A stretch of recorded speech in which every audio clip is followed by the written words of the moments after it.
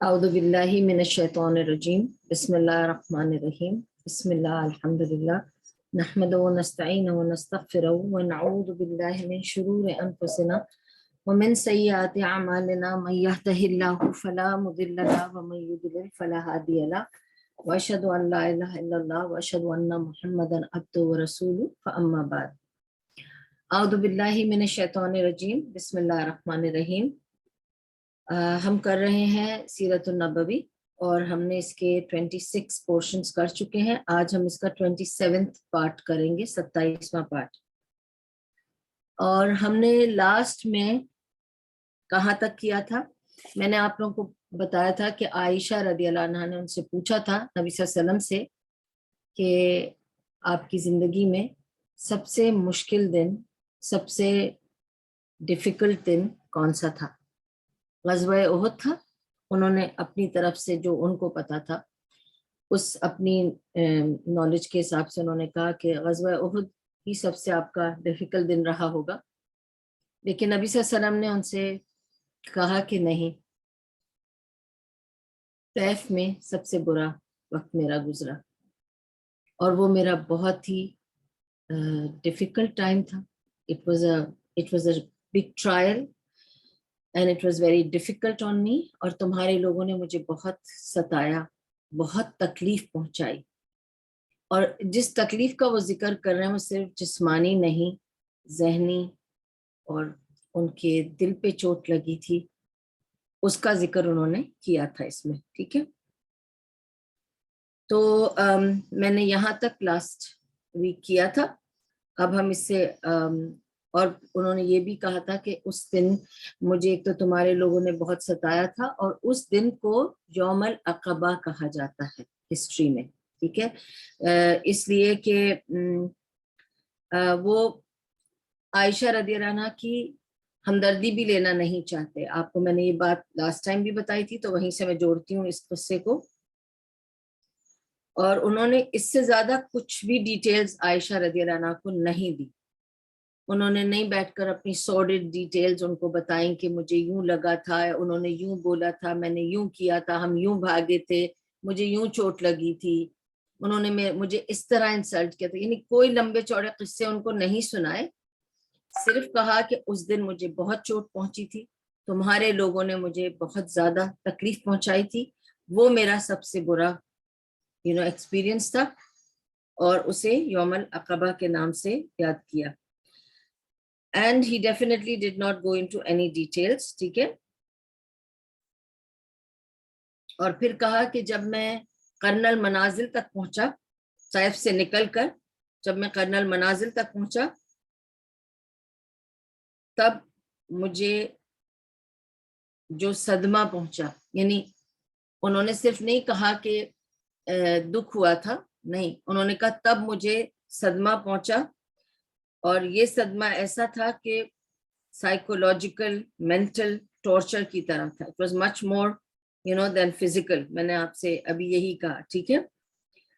اور it was very traumatic experience, یعنی کہ صدمہ تھا باقاعدہ، ٹھیک ہے، ان کو صدمہ پہنچا تھا۔ اور یہ واقعہ انہوں نے ان کو اتنا بھی اس لیے بتایا کیونکہ عائشہ رضی اللہ عنہا نے یہ سوال پوچھا۔ اگر وہ یہ سوال نہ کرتی تو نبی صلی اللہ علیہ وسلم ان کو یہ بتاتے بھی نہیں، انہوں نے اتنا عرصہ نہیں بتایا۔ آج جب انہوں نے پوچھا عائشہ رضی اللہ عنہا نے، تو نبی صلی اللہ علیہ وسلم نے بھی تبھی اتنا بھی بتایا، ٹھیک ہے۔ تو اس سے ایک سبق تو یہ ملتا ہے کہ a Muslim should not whine for sympathy or become victim all the time، کہ بس سارا تشدد مجھ پہ ہوا ہے، بہت ہی غمگین سٹوری ہے، اور ہمیشہ بس دکھ بھری کہانی سب کے سامنے رکھ دو، بس میرے تو حالات پوچھئے مت، اور ہمیشہ مورننگ شکل بنائے رکھو کہ بس ایسے ہی گزر رہا ہے، ہر جگہ جا کے کسی کونے میں بیٹھ جاؤ دکھی دکھی سا کہ جی میرے تو حالات ایسے چل رہے ہیں۔ یہ سب چیزیں ناشکری پن میں آ جاتی ہیں۔ ہمیں نبی صلی اللہ علیہ وسلم نے کیا سکھایا؟ ہر حال میں انہوں نے شکر کیا. ٹھیک ہے, تو اور انہوں نے کبھی اپنے آپ کو وکٹم کر کے نہیں پیش کیا, لوگوں سے ہمدردی نہیں مانگی, ہیلپ مانگی. Yes, many times he is asked for help. جب ان کو طائف میں بھی جب ان کو ہیلپ آفر ہوئی انہوں نے ہیلپ لی, جب ان کو کچھ آفر ہوا میں آؤں گی اس پر بھی, اور جب واپس آئے تب بھی ان کو جب ہیلپ چاہیے تھی انہوں نے لی. تو وہ اور بات ہے کہ وہ ہیلپ لے رہے ہیں لیکن انہوں نے اپنے آپ کو وکٹم نہیں بتایا, انہوں نے لوگوں سے ہمدردی نہیں مانگی, رو دھو کے بات نہیں کی.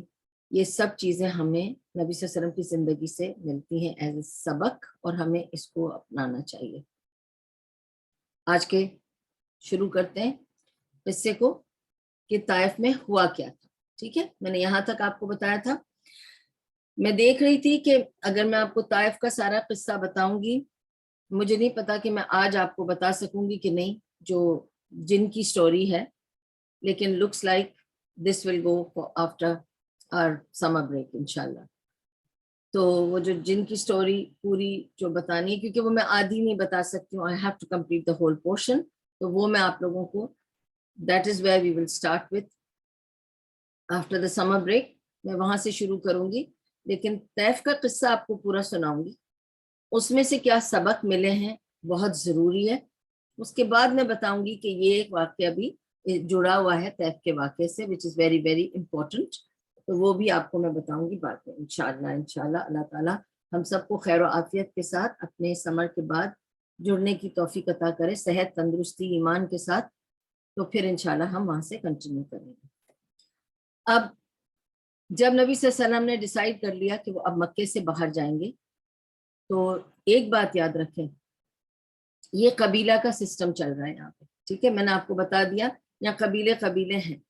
جب آپ اپنے قبیلے کو چھوڑ کر, منہ موڑ کر, کسی کو بغیر بتائے اور پوچھے نکل جاتے ہیں, تو آپ نے ایکچولی قبیلے سے پیٹ پھیر لی اور ناتا توڑ لیا, کیونکہ اب آپ کو کور تو مل نہیں رہا کسی سے, کوئی آپ کو پروٹیکٹ کرنے کو تیار نہیں ہے, کوئی آپ کو اون کرنے کو تیار نہیں ہے, سب نے آپ کو چھوڑ دیا ہے, کیونکہ اب ابو لہب کی حکومت آ گئی ہے اس قبیلے پر, وہ حکمران بن گئے ہیں, اور ابو لہب نے یہ کہہ دیا ہے کہ میں تمہیں پروٹیکٹ نہیں کر سکتا.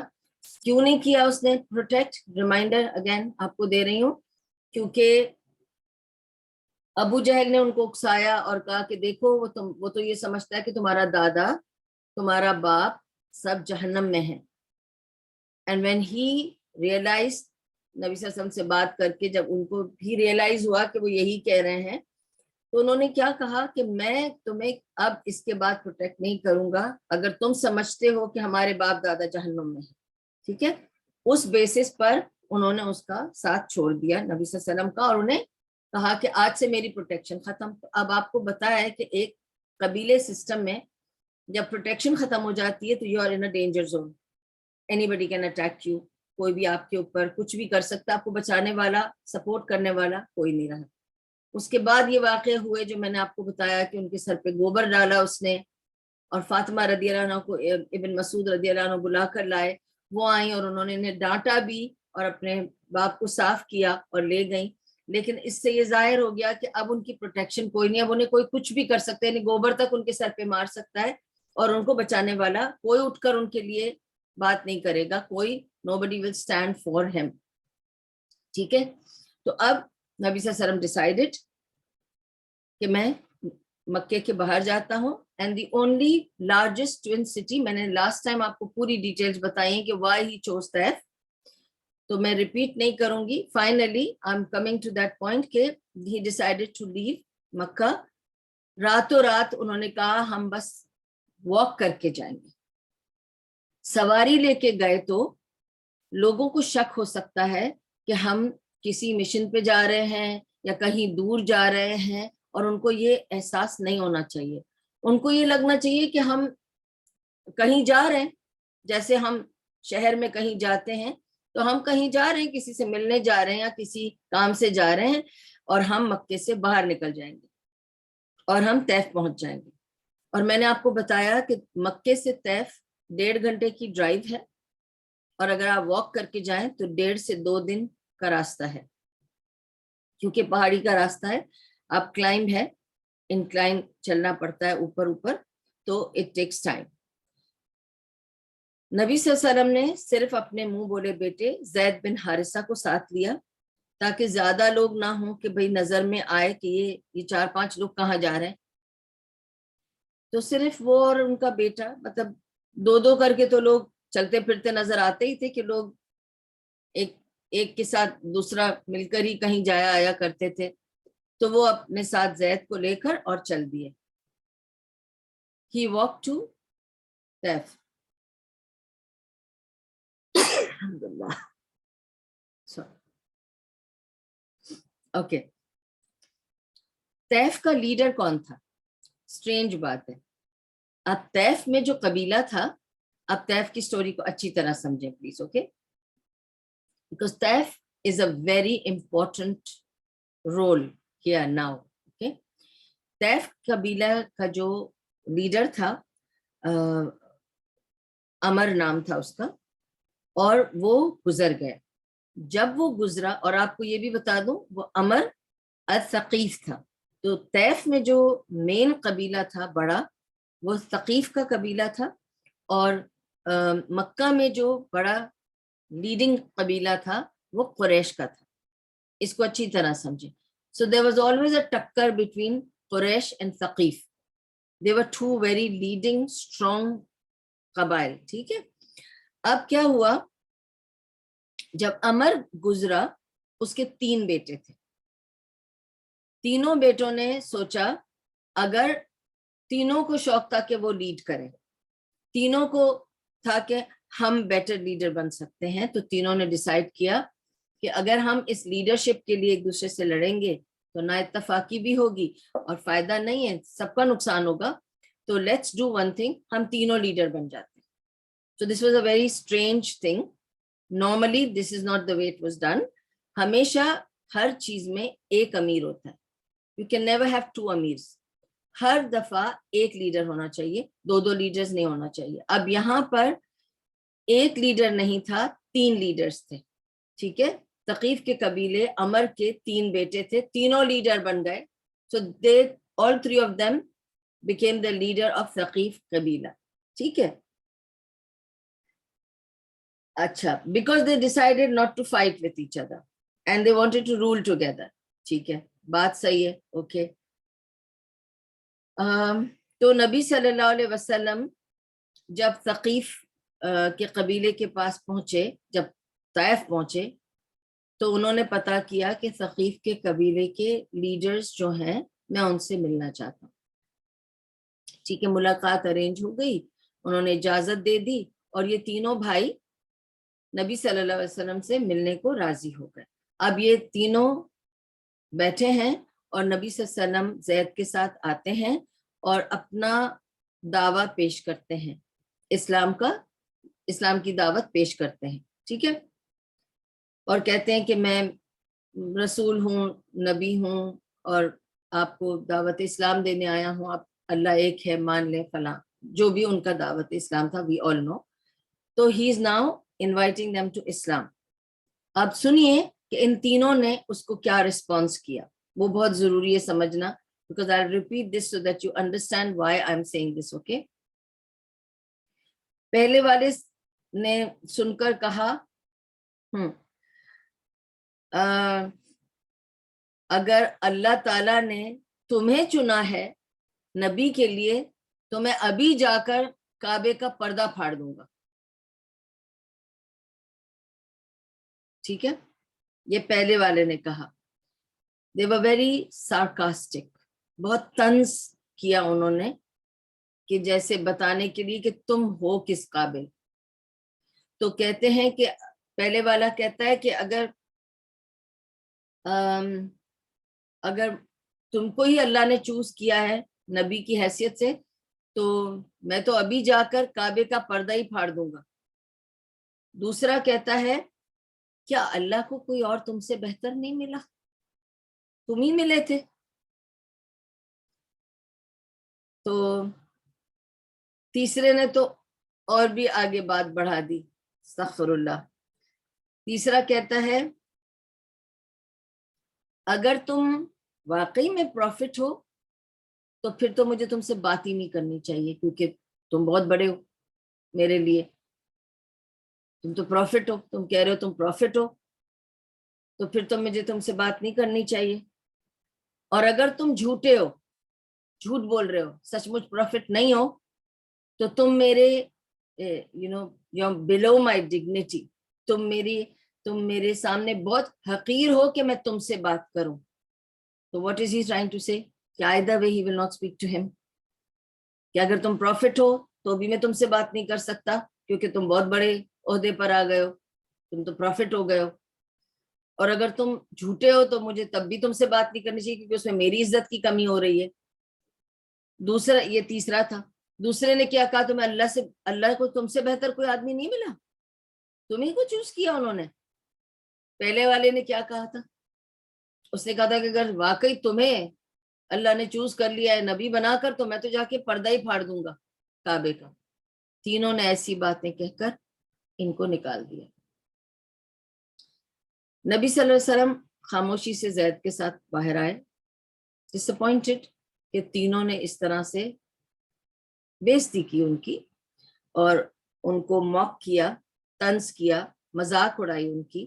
کیونکہ اس طرح کی بات کرنا تو مذاق ہے نا، کہ کیا تم سے بہتر کوئی نہیں ملا انہیں، اللہ کو تم ہی مل گئے تھے. These kind of things which were hurting. But نبی صلی اللہ علیہ وسلم جیسے وہ تھے صبر والے، انہوں نے کہا اٹس اوکے. تینوں بھائیوں سے کہا کہ ٹھیک ہے، آپ لوگ نہیں اگر میری بات پر یقین کرنا چاہتے اور میری دعوت کو قبول نہیں کرنا چاہتے تو میری ایک ریکویسٹ ہے بس آپ سے. سنیے ابھی ریکویسٹ بیچارے کیا کریں. میری بس ایک ریکویسٹ ہے آپ سے کہ قریش کو نہیں بتانا کہ میں یہاں آیا تھا. یہ ساری بات ایک اسٹریٹجی ہے، لانگ ٹرم پلان ہے نبی صلی اللہ علیہ وسلم کا. He is not reacting to the moment. He is looking ahead of time. آپ یہ دیکھیے کتنے دور اندیش تھے وہ نہیں دیکھ رہے تھے کہ اف ان لوگوں نے ریجیکٹ کر دیا تو ان سے کیا توقع اور ان کو کیا کہنا، ناراض ہونا، کچھ نہیں. انہوں نے کہا ٹھیک ہے، آپ لوگ میری بات نہیں ماننا چاہتے، کوئی بات نہیں، بس ایک میری آپ سے التجا ہے کہ اس معاملے کو لے کر کہ میں آپ کے پاس آیا تھا دعوت اسلام لے کر، یا میں طائف آیا تھا، اس بارے میں پلیز، اور میں آپ سے ملا تھا اس بارے میں، تو قریش کو، میرے قبیلے کو پلیز اس کی خبر مت ہونے دیں. انہوں نے ان کو تسلی دی کہ ٹھیک ہے ہم انہیں نہیں بتائیں گے. اینڈ اس زمانے میں we see it and read in books کہ such people were very پکا for their word. اس زمانے میں لوگوں کے زبان کی ویلیو ہوتی تھی. اگر کسی نے کسی کو زبان دیا ہے تو it's like giving their life to them. جب انہوں نے کہا کہ نہیں، تو ہسٹری بتاتی ہے کہ طائف والوں نے کبھی قریش کو نہیں بتایا کہ نبی صلی اللہ علیہ وسلم آئے تھے دعوت اسلام لے کے اور انہوں نے ان کے ساتھ کیا کیا تھا. This only صحابہ came to know later by زید بن حارثہ. نبی صلی اللہ علیہ وسلم نے بھی کچھ نہیں بتایا تھا. پھر اس کے بعد کیا ہوا، anyway he just said کہ آپ بتانا نہیں. تو ان لوگوں نے کہہ دیا ٹھیک ہے ہم نہیں بتائیں گے قریش کو. اب یہ کہہ کر نبی صلی اللہ علیہ وسلم was actually tying his camel. وہ اپنا آگے کی پلاننگ کا ایک بلاک رکھ رہے ہیں، ایٹ لیسٹ قریش کو یہ بات نہ پتہ چلے. اب کیوں نہ پتہ چلے، کیا باتیں ہیں وہ آگے آپ کو پتہ چلتی جائے گی. ٹھیک ہے، اسٹریٹجی سمجھیں کتنی دور کی ہمیں سوچنی پڑتی ہے. کبھی کبھی آپ کو فوراً والی چیز پر ریئیکٹ نہیں کرنا چاہیے. اینڈ پیپل ہو ریئیکٹ، جہاں جو کچھ ہوا اس پہ ریئیکٹ کر دیا فوراً سے، بس یہ سب شیطانی حرکتیں ہیں. نبی صلی اللہ علیہ وسلم was a careful thinker, strategist, and he used to always take action with a plan. ٹھیک ہے، because he had a vision and a plan, so he was going by that. اب کیا ہوا، he didn't leave immediately کہ چلو بھائی یہاں تو کام ختم ہو گیا، سرداروں نے ہی منع کر دیا تو باقی تو پورا ٹاؤن سردار کے نیچے ہے، سارا قبیلہ ثقیف کا ہے، پورا طائف ثقیف قبیلے کا ہے، تو یہاں رہ کے کیا کریں گے ہم، تو ابھی ہمیں چلے جانا چاہیے کہیں اور جہاں بھی. لیکن نبی صلی اللہ علیہ وسلم نے کہا زید سے کہ دیکھو زید، ٹھیک ہے سرداروں نے منع کر دیا ہے، کچھ دن رہ کر لوکل پبلک سے بات کر کے دیکھتے ہیں، شاید ان میں سے کسی کا دل نرم ہو اور کسی کو میری بات سمجھ آ جائے، شاید ان میں سے کوئی جاگ جائے اور ساری قوم کو جگا دے. تو let's try that. So he stayed for about a week. ٹھیک ہے، اور انہوں نے سوچا کہ اگر کامن پیپل سننے لگ جائے، ایک عام آدمی ان کی بات سننے لگ جائے، ٹھیک ہے، تو شاید بات لوگوں میں اگر ہو جائے تو لوگوں سے سرداروں تک بھی پہنچے گی، تو وہ بھی شاید سننے کو تیار ہو جائے جب ان کے اپنے لوگ ان سے بولیں گے. تو کسی نے نبی صلی اللہ علیہ وسلم اور زید کو دعوت اسلام دیتے ہوئے دیکھا ان دا مارکیٹ پلیس. ٹھیک ہے، جب انہوں نے دیکھا کہ مارکیٹ پلیس میں بھی یہ کھڑے ہو کر اوپنلی لوگوں کو دعوت دے رہے ہیں اسلام کی، اور لوگ کھڑے ہو کر سن رہے ہیں، لوگ ان کی بات کو توجہ سے سن رہے ہیں کہ کیا کہہ رہے ہیں، یہ کہہ رہے ہیں نبی ہیں، یہ کہہ رہے ہیں کہ ان پر وحی آ رہی ہے اور اللہ ایک ہے. اب وہ سننا شروع کر رہے ہیں، تو ان کی توجہ نبی صلی اللہ علیہ وسلم کی طرف آ رہی تھی. ٹھیک ہے، بٹ جب آپ کھڑے ہو کر مارکیٹ پلیس میں دعوت اسلام دیں گے تو آپ کے ملک کے لیڈر کو پتہ چلے گا نا، یہ تو پھر خبر ہو گئی نا. تو آپ بالکل مارکیٹ پلیس میں جا کے آپ کر رہے ہیں تو لوگوں کو تو پتہ چلے گا، کیونکہ دیکھیں نبی صلی اللہ علیہ وسلم وہاں پہ کسی کو ایسے جانتے نہیں تھے پرسنلی کہ وہ جا کے ان کے گھر میں رہ جاتے اور ان کو سب بتاتے یا کچھ کرتے یا ان کی مدد دیتے، کیونکہ یہ ڈفرینٹ قبیلہ ہے. وہ گئے ہیں تو the only thing he can do is stand in the marketplace and talk about it to the people of that town. اب لیکن جب آپ پبلکلی کریں گے دعویٰ تو اس ملک کے یا اس جگہ کے حکمران کو تو پتہ چلے گا کیونکہ لوگ بتائیں گے. تو any way news reach the leaders. یہ تین بھائیوں کو نیوز پہنچ گئی، ٹھیک ہے، کہ یہ جو محمد القریشی آئے تھے وہاں سے مکہ سے، جو آپ سے ملنے آئے تھے، وہ اب آپ نے تو ریجیکٹ کر دیا، وہ تو اب مارکیٹ پلیس میں کھڑے ہو کر عام لوگوں کو دعوت دے رہے ہیں اور لوگ کھڑے ہو کر ان کے پاس ہجوم لگا کر سن بھی رہے ہیں. جیسے ان تینوں کو یہ پتا چلا، ان تین بھائیوں کو، انہوں نے فوراً ہی گنڈے ہائر کیے، جو رفینز ہوتے ہیں، جو گنڈے ہوتے ہیں، لوفر ہوتے ہیں، جو اس جگہ پھر رہے ہوتے ہیں نا، جن کے پاس اور کوئی کام ہوتا بھی نہیں ہے، آپ ان کو ہائر کر لیں، ان کو کہا ہم اتنے پیسے دیں گے، اس کو مار کے بھگا دو، کچھ بھی کرو، کیسے بھی مارو، وی ڈونٹ کیئر، بس through ham out of this city, make sure that he is out of this place. ہمیں یہ بندہ ادھر نظر نہیں آنا چاہیے. اس کے دعویٰ کو روکنے کا ایک ہی طریقہ ہے، اس کو مار کے بھگاؤ تاکہ پھر دوبارہ آئے نہیں آپ. ٹھیک ہے، this is when this incident took place. یہ سارے گنڈے آئے جمع ہو کر، طے کر کے، پلان کر کے، پتھر لے کے، اور انہوں نے پتھروں کی بارش کر دی نبی صلی اللہ علیہ وسلم اور زید پر. زید تو نبی صلی اللہ علیہ وسلم کو کور کرتے رہے اور اس قدر زخمی ہوئے کہ سر سے پیر تک ان کو خون نکل رہا تھا.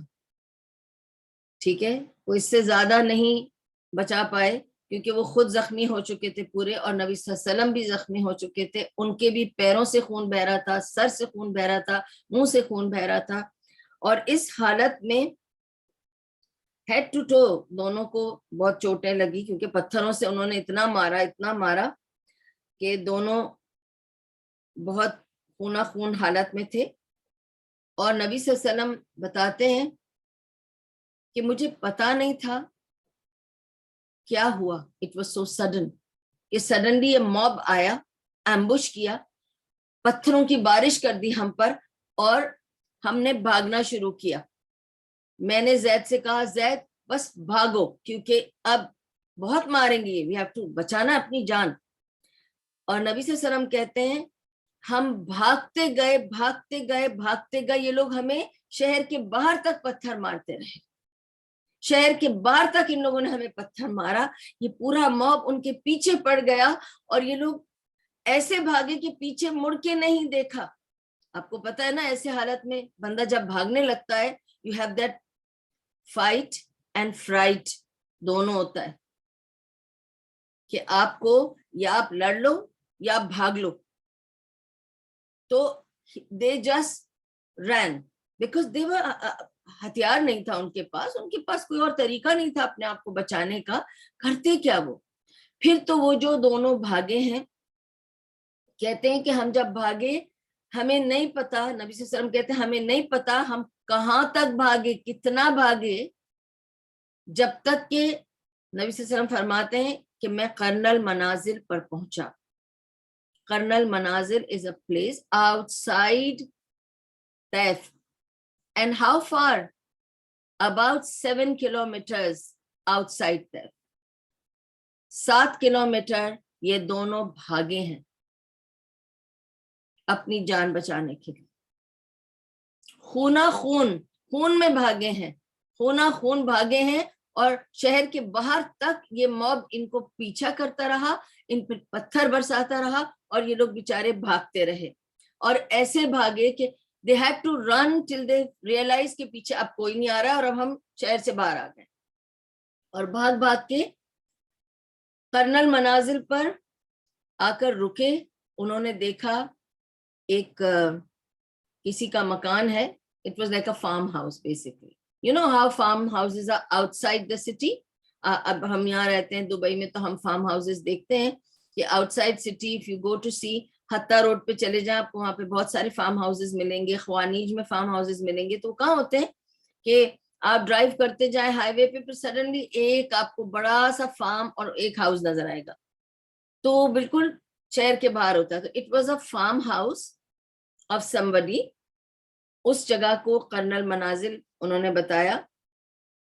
وہاں ایک بہت بڑا درخت تھا, اس کے نیچے نبی صلی اللہ علیہ وسلم نے جا کر بیٹھ کر سانس لی. خون میں لت پت تھے, سو و زید, دونوں کی حالت بری تھی. دونوں نے درخت کے نیچے بیٹھ کر سانس لی کیونکہ 7 کلومیٹر چل چکے تھے اور ان کو نہیں پتا وہ کتنا دوڑے تھے. بس وہ دوڑ رہے تھے blindly کہ they should be out of the sight of those people who can hurt and harm them. اب یہ یہاں کر بیٹھے, ان کو نہیں پتا کہاں پہنچ گئے. پیچھے دیوار تھی فارم ہاؤس کی اور ان کو کوئی آئیڈیا نہیں تھا کس کا فارم ہاؤس ہے. اتنے میں 2 بندے وہاں سے نکل کر آئے اور یہ 2 اشخاص کون تھے؟ یہ نبی صلی اللہ علیہ وسلم کے ریلیٹیو تھے. they were قریشیز. آپ کو پتا ہے میں نے آپ کو یہی بتایا ابھی کہ فارم ہاؤسز ہمیشہ سٹی کے باہر ہوتے ہیں, ٹھیک ہے نا. سٹی کے اندر تو فارم آپ نہیں لگا سکتے نا, تو فارم کے لیے آپ کو اتنی جگہ چاہیے. تو form houses are always out of city. اب جو قریش کے لوگ تھے ان کے بھی فارمز تھے آؤٹ آف سٹی. تو now this is something between say طیف کے باہر ہے اور مکے کے بھی باہر ہے. تو it's in between land جس پہ ان کا فارم تھا. اور یہ کون تھے؟ یہ شیبہ اور عتبہ بن ربیعہ تھے. یہ 2 بندے, یہ 2 بھائی تھے جن کا یہ فارم ہاؤس تھا اور جن کا یہ فارم تھا, ٹھیک ہے. they were Utbah and Shayba ibn Rabi'a and they were from Quraysh and they were from Makkah. They realized کہ نبی صلی اللہ علیہ وسلم کو انہوں نے دیکھا ایکچولی کہ یہ بھاگتے ہوئے آ رہے ہیں خون میں لت پت اور آ کے ہماری دیوار کے باہر ہمارے درخت کے نیچے بیٹھے ہیں. جب انہوں نے یہ دیکھا انہوں نے پہچانا بھی نبی صلی اللہ علیہ وسلم کو کہ یہ تو محمد ہے ہمارے قریش کا, اور ان کو سنا ہوا تھا کہ کچھ چل رہا ہے ان کا قصہ, بٹ ہے ہمارے قبیلے کا بندہ. تو ان کو فیل ہوا. ہمیشہ یاد رکھیں ان لوگوں میں قبیلے کی سنسیریٹی زیادہ تھی, دین وغیرہ کی سنسیریٹی کا ان کو پتہ نہیں تھا. ان کی سنسیریٹی اس طرح زیادہ تھی کہ یہ ہمارے قبیلے کا بندہ ہے, آپ نے ہمارے قبیلے ہمارے خاندان کے لڑکے کو کیسے کچھ کیا. تو ان کو ہمدردی ہوئی نبی صلی اللہ علیہ وسلم سے اور انہوں نے ڈیسائیڈ کیا کہ اپنا جو ان کا سلیو تھا عداس, اس کو انہوں نے گریپس دیے ان کے فارم سے تازے جو اس وقت آئے تھے نکل کر. انہوں نے وہ گریپس دے کے کہا یہ ہمارے قبیلے کے لوگ ہیں اور بہت بری طرح سے طیف سے مار کھا کر آئے ہیں, باہر درخت کے نیچے بیٹھے ہیں, جاؤ جا کے ان کو یہ گریپس دے کر آؤ. اچھا, اب آپ یہ دیکھیں کہ before this great thing took place, I have to tell you کہ جب نبی صلی اللہ علیہ وسلم درخت کے نیچے بیٹھے, اس کو غور سے سنیے گا, ٹھیک ہے. جب نبی صلی اللہ علیہ وسلم درخت کے نیچے بیٹھے اور سانس لی, ٹھیک ہے, کیا آپ کو لگتا ہے کہ اس وقت ان کا ریاکشن ہونا چاہیے تھا؟ آپ کا اور میرا کیا ریاکشن ہو سکتا تھا؟ کچھ بھی ہو سکتا تھا. ہم کمپلین کر سکتے تھے اللہ سے, ہم کہہ سکتے تھے کہ ہم تو اللہ کی دعوت کے لیے گئے تھے, اللہ کی دعوت اسلام دے رہے تھے, ایسی پٹائی ہو گئی ہماری, ایسی ہماری ساتھ ہیومیلیشن ہو گئی, اتنی ہمیں تکلیف پہنچی, چلو میں ترک کر دیتا ہوں یہ کام, یہ مجھ سے نہیں ہوگا, I quit.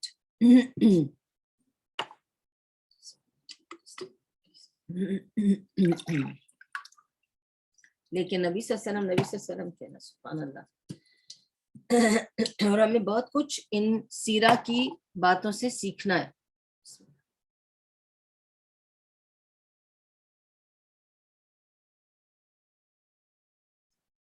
ٹھیک ہے, نبی صلی اللہ علیہ وسلم نے بیٹھ کے گہرا سانس لیا, تھوڑے سے کام ڈاؤن ہوئے. 7 کلومیٹر ڈر کے بھاگے ہوئے لوگ ہیں یہ لوگ, ٹھیک ہے. اس کے بعد نبی صلی اللہ علیہ وسلم نے دعا کی اللہ سے, اور یہ دعا ایسی دعا ہے کہ ہم لوگوں کو اس دعا میں بہت کچھ سیکھنا ہے. یہ بہت امپورٹنٹ دعا ہے. یاد رکھیں, نبی صلی اللہ علیہ وسلم قصہ بتا رہے ہیں کہ یہ ان کی زندگی کا سب سے ڈیفیکلٹ دن تھا. نبی صلی اللہ علیہ وسلم کا سب سے ڈیفیکلٹ ٹرامیٹک دن تھا. اس دن کیا دعا مانگی انہوں نے, ہمارے نبی نے اس دعا کو پہلے سیکھیں, اور اس دعا میں کیا تھا وہ سیکھیں. اس کا عرق آپ کو بتاؤں گی, ایسنس آپ کو بتاؤں گی. دعا کرتے ہیں نبی صلی اللہ علیہ وسلم اور کہتے ہیں, یا اللہ میں تجھ سے شکایت کرتا ہوں اپنی کمزوری کی. اللہ کی شکایت نہیں ہے, خود کی ہے. اے اللہ میں تجھ سے شکایت کرتا ہوں اپنی کمزوری کی اور میری بے بسی کی, میری کمزوری کی اور میری بے بسی کی اور میری تنہائی کی.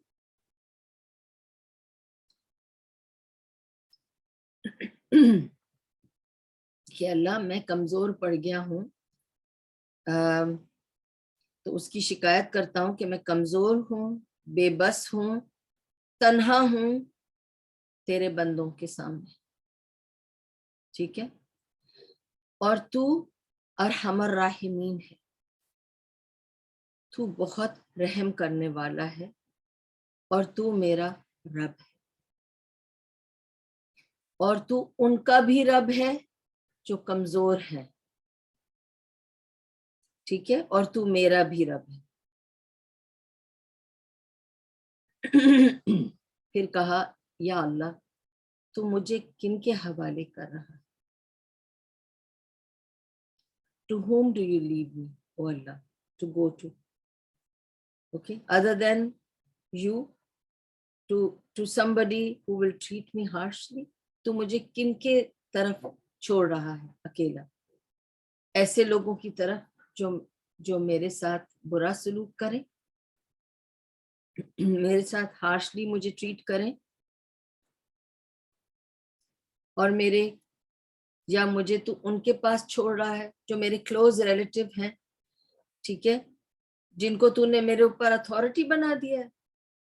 کس کے لیے کہہ رہے ہیں؟ ابو لہب کے لیے, کہ میرا ایک رشتہ دار جو مجھے سپورٹ کر سکتا تھا اس کو تو نے مجھ پر اتھارٹی بنا دیا, اور تو نے مجھے اس کے اوپر چھوڑ دیا ہے جو مس گائیڈڈ ہے, ٹھیک ہے. بس اللہ, یہ ساری شکایت کر کے کہتے ہیں, بس اللہ اگر جہاں تک تو مجھ سے ناراض نہیں ہے, ٹھیک ہے, تو پھر مجھے کوئی پرواہ نہیں, مجھے کوئی فکر نہیں. I just don't care as long as you're not angry with me. جہاں تک کہ تو مجھ سے ناراض نہیں ہے مجھے اس کی کوئی فکر نہیں ہے except for your protection from tribulations, مگر مجھے تیری حفاظت اور مدد چاہیے اس تکلیف کے وقت.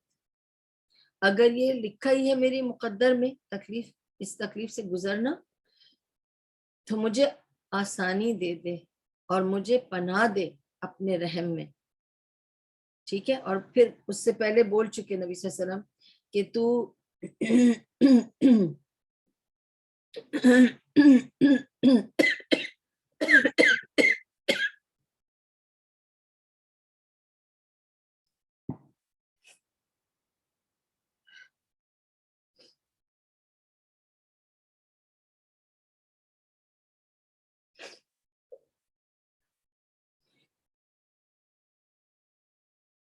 نبی صلی اللہ علیہ وسلم کہہ چکے کہ تو میرا بھی رب ہے اور تو کمزور کا بھی رب ہے.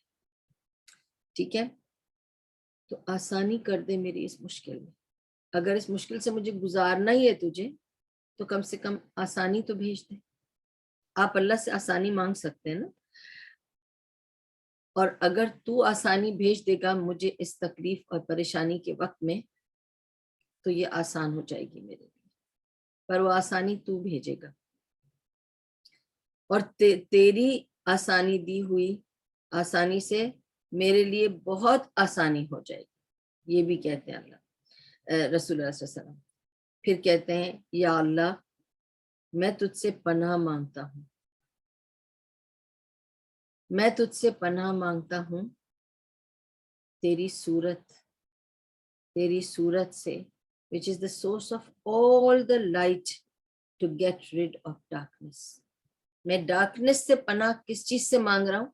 اے اللہ میں پناہ مانگتا ہوں اس ظلمات، اس اندھیرے جس میں ایسا لگتا ہے میں کسی ٹنل میں پھنس گیا ہوں، کسی تکلیف میں پھنس گیا ہوں.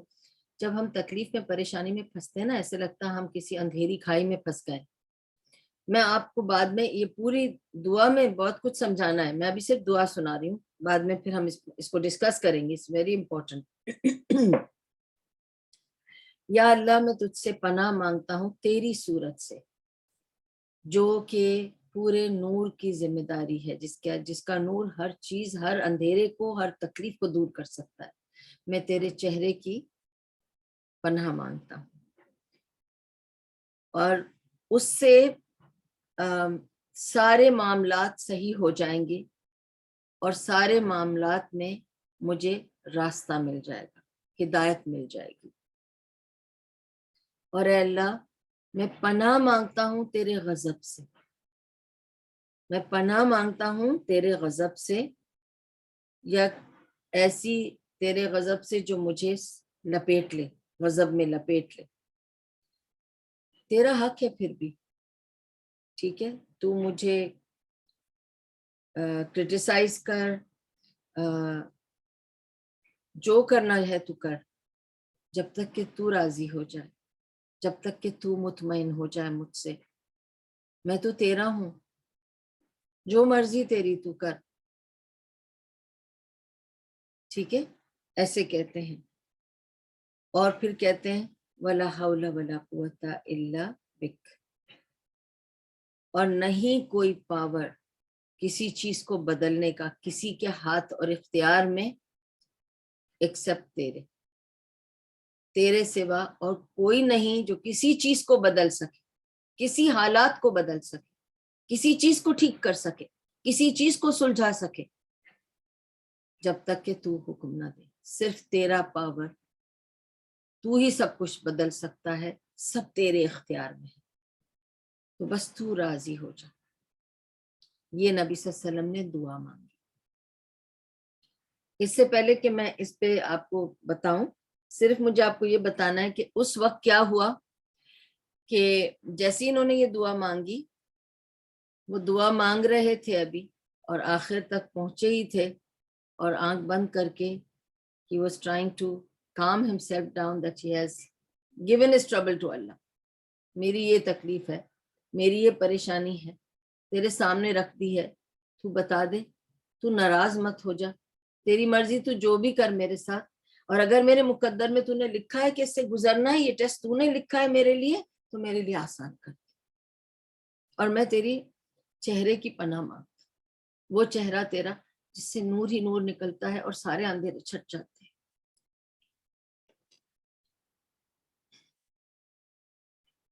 اور اس میں سارے اندھیرے چھٹ جاتے ہیں اور اس سے سارے معاملے سیدھے ہو جاتے ہیں، سلجھ جاتے ہیں، اور صحیح راستہ بھی مل جاتا ہے اس نور سے۔ اور میں تیری پناہ مانگتا ہوں تیرے غضب سے، کہ بس تو ناراض مت ہو۔ اگر یہ جو کچھ بھی ہے میرا ٹیسٹ ہے، میرا امتحان ہے، تو تیری مرضی، تو جو بھی کر لے، میں تیرا ہوں، لیکن میرے لیے بس آسان کر دے۔ ٹھیک ہے، ابھی انہوں نے یہ سب مانگا ہی تھا کہ اتنے میں عداس آ کے کھڑا ہو جاتا ہے اور نبی صلی اللہ علیہ وسلم سے کہتا ہے کہ میں اس گھر میں غلام ہوں اور میرا نام عداس ہے، اور میرے مالک نے آپ کے لیے انگور بھیجے۔ اب آپ نوٹ کیجئے اس وقت نبی صلی اللہ علیہ وسلم اور زید بن حارثہ کس حال میں ہیں؟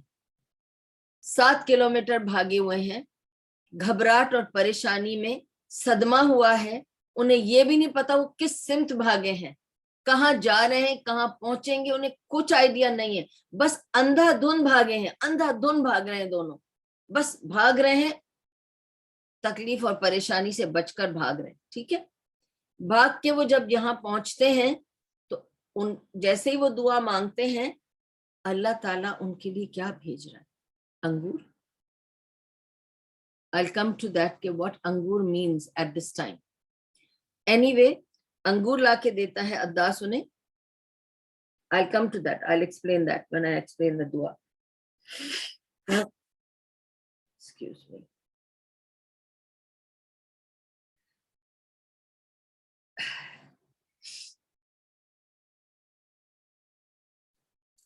نبی صلی اللہ علیہ وسلم انگور کو کھاتے ہیں اور کہتے ہیں بسم اللہ کہہ کے کھاتے ہیں۔ عداس سوچ میں پڑ جاتا ہے اور کہتا ہے یہ آپ نے کیا کہا ابھی؟ تو نبی صلی اللہ علیہ وسلم کہتے ہیں میں نے کہا بسم اللہ۔ تو انہوں نے کہا یہ تو میں نے کبھی نہیں سنا، اس کا کیا مطلب ہے؟ آپ کا کیا مطلب تھا یہ کہنے کا؟ تو انہوں نے کہا کہ میں نبی ہوں، مجھے جبریل آتے ہیں، وحی پہنچاتے ہیں، اور میں اللہ کا نام لے کے ہر چیز شروع کرتا ہوں۔ یہ کہتے ہی عداس شاک ہو گیا، یہ کیا ہے؟ اس کے بعد کہا کہ میں نے کبھی ایسا سنا نہیں ہے۔ تو نبی صلی اللہ علیہ وسلم نے اس کو دیکھ کے پوچھا تم بھی یہاں کے تو نہیں لگتے ہو، تم کہاں کے ہو؟ کیونکہ آپ کو پتا اس زمانے میں سلیوز بکتے تھے اور لوگ جاتے تھے سلیو مارکیٹ میں اور خرید لاتے تھے، تو سلیو کہیں کے بھی ہوتے تھے، کیسے یوسف علیہ السلام بکے تھے سلیو ہو کر، اور کہاں پہنچے تھے وہ؟ تو ایک ملک کے لوگ ہوتے تھے وہ کہیں سے کہیں پہنچا دیتے تھے، کیونکہ سلیو خریدے جاتے تھے، پھر وہ اپنے مالک کے پاس چلے جاتے تھے۔ کبھی کبھی قبیلے کے لیڈرز کے پرچیزنگ آفیسرز جیسے ہوتے ہیں اب آج کل ہمارے لیے ہمارے کمپنیز میں یا جہاں بھی، تو اس طرح کے پرچیزنگ سٹاف ہوتا تھا جو جا کر خرید کر آتا تھا۔